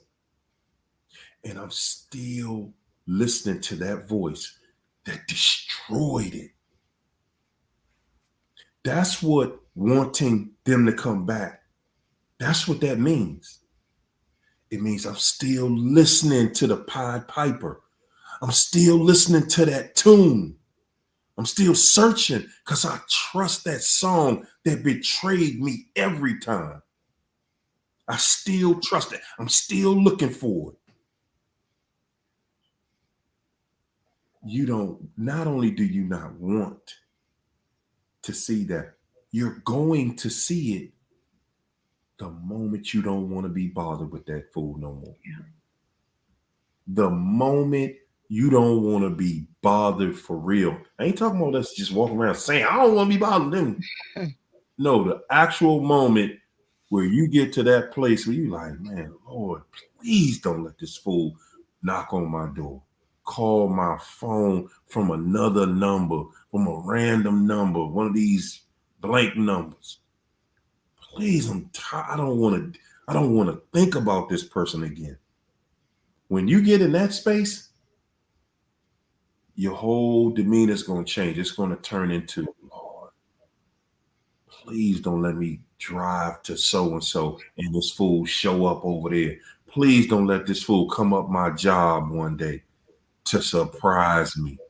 Please don't let me come here and see a note they done left on my door or any of this mess. That's when you get to that place, that's when they get desperate. That's when they get desperate. The same person that showed you, I don't owe you nothing. You hear me? They stood on that. Yep. That devil stood on, I don't owe you nothing. I don't care if we married. I don't care what we are. I don't care if we share the same lungs. I don't owe you nothing. That's who they are. They showed it to you. They proved it to you. I don't owe you nothing, and I ain't going to give you nothing. The day that you decide, the moment that you decide that you're going to feel better, the moment that you decide life is worth living, yeah, the moment you decide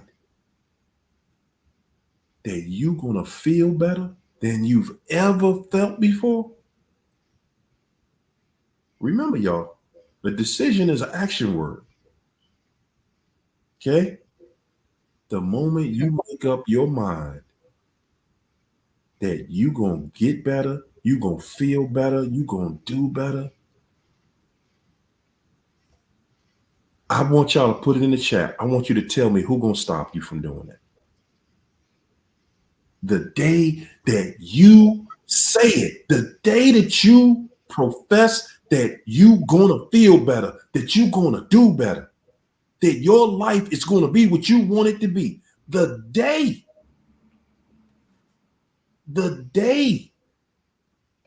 that you not only believe it, but you accept it, that you make your mind up, yep, that this is my life to enjoy.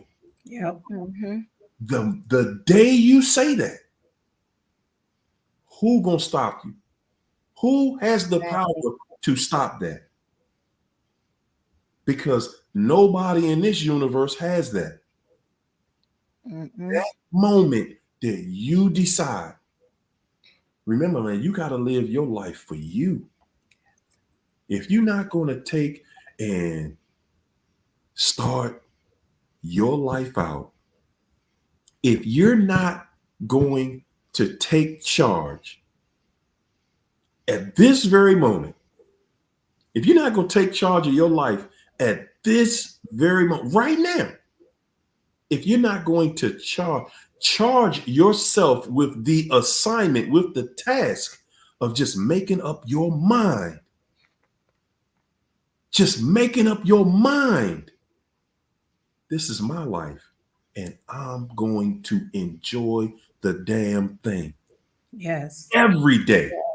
Yes. Every day. This is my life. And I have decided that I'm going to enjoy it every day. The universe has to open up and give that right back to you.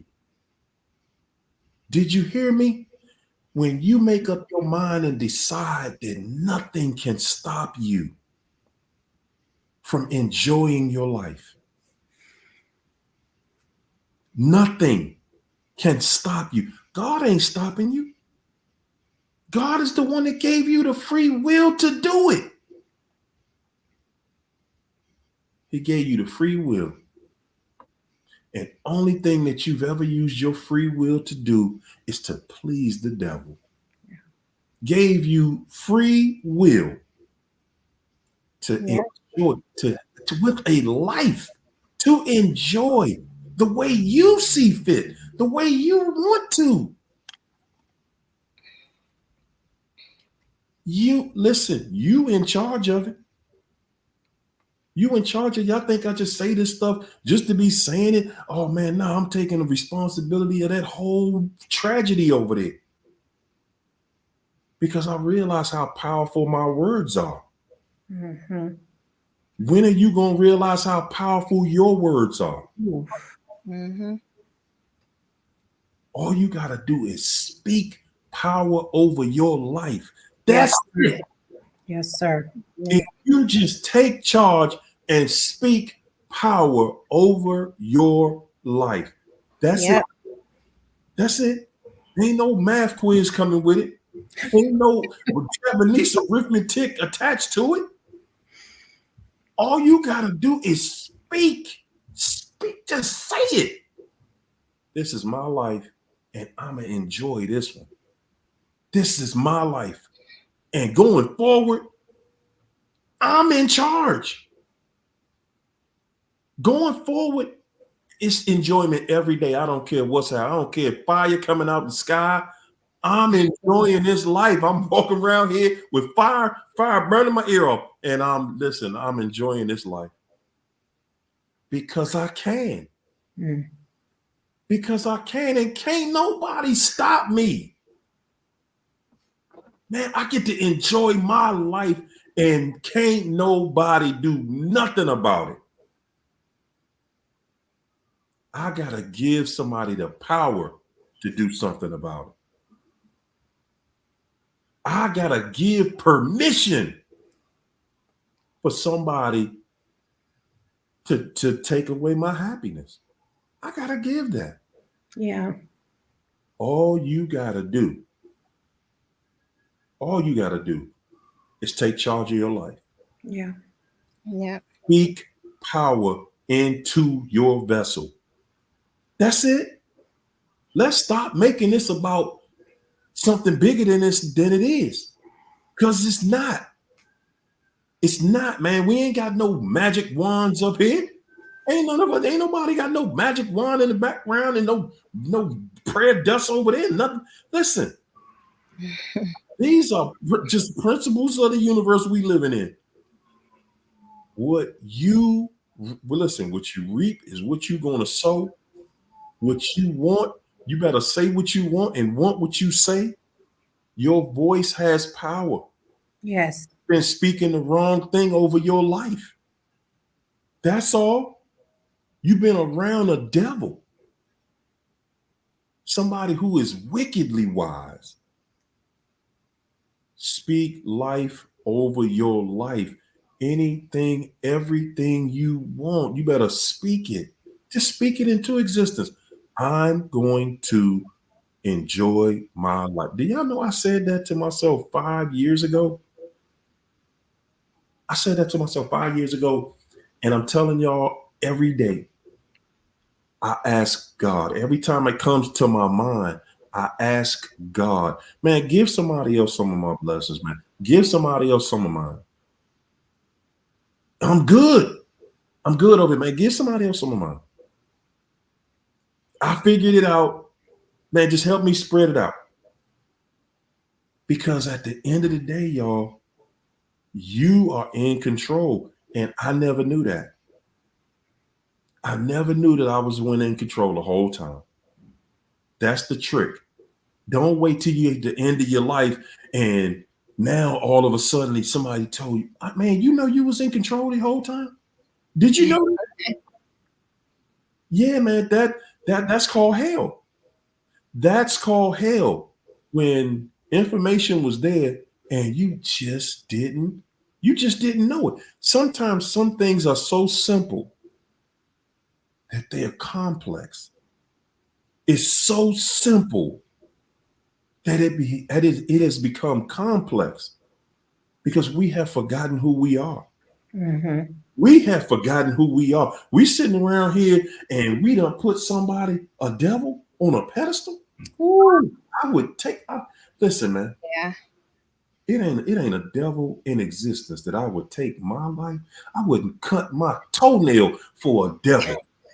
That's a toenail stuff. Cutting a life out.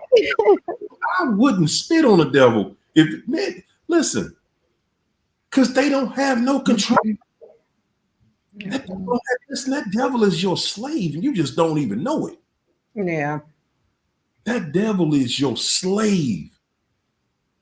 Everybody to get away from this devil, man. That devil becomes your slave. Yeah. And that's the hell that they really don't want. They don't ever want to have to be truthful. That's a hell, man. That's a hell that they can't even withstand. Being your slave for the rest of their life because he came for your life, came for your soul, and you got his soul. Yeah, I'm sitting there talking to y'all.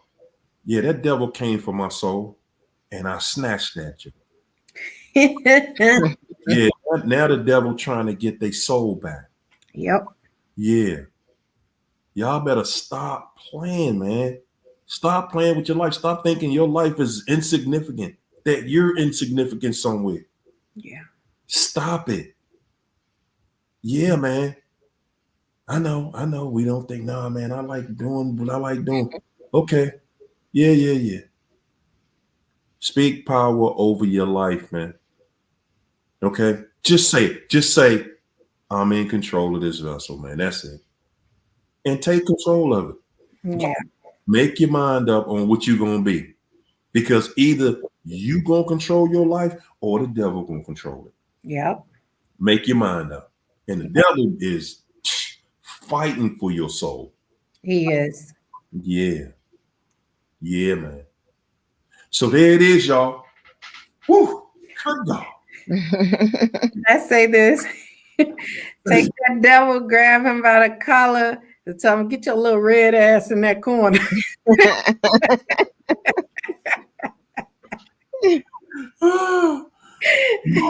Yeah, and we know God in control. Like you see some comments, like we know God, like that's who we rock with.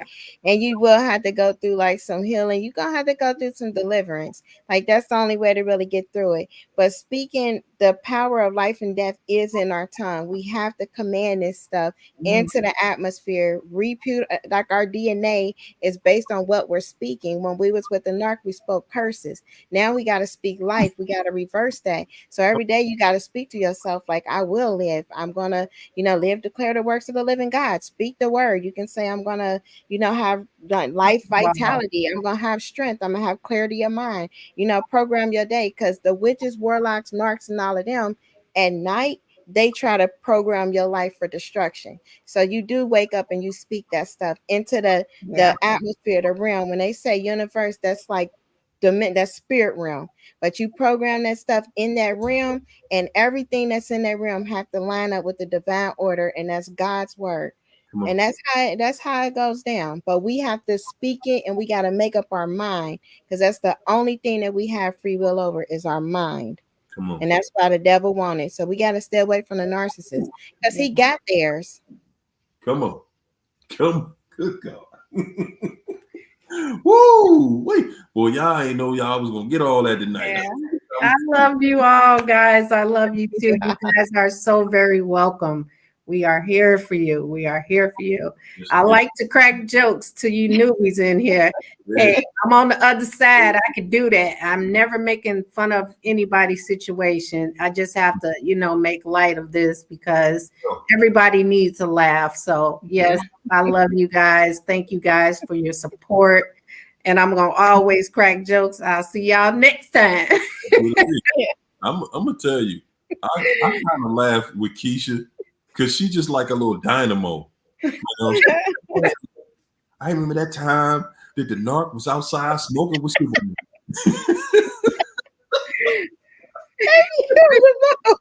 The most incredible stories. I'll be like, wow, she was really with one. Good God. Yes. He'll be sitting there like, is that crack? What did you say? You smoke crack? Like, he a lot of stuff in it. We can get some stories. Oh my goodness. Yeah, y'all. We're gonna be doing it to y'all again. I think we're gonna doing a Sunday thing. We're gonna talk. Me and the ladies are gonna talk about it, and we're gonna put something special together for y'all, man. Yes, indeed, y'all. So for right now, we're gonna say enjoy your weekend, and we're gonna leave you just like we came in here with you, with nothing but love, peace, and soul. Bye. Incredible. Yes, indeed. Yes, indeed.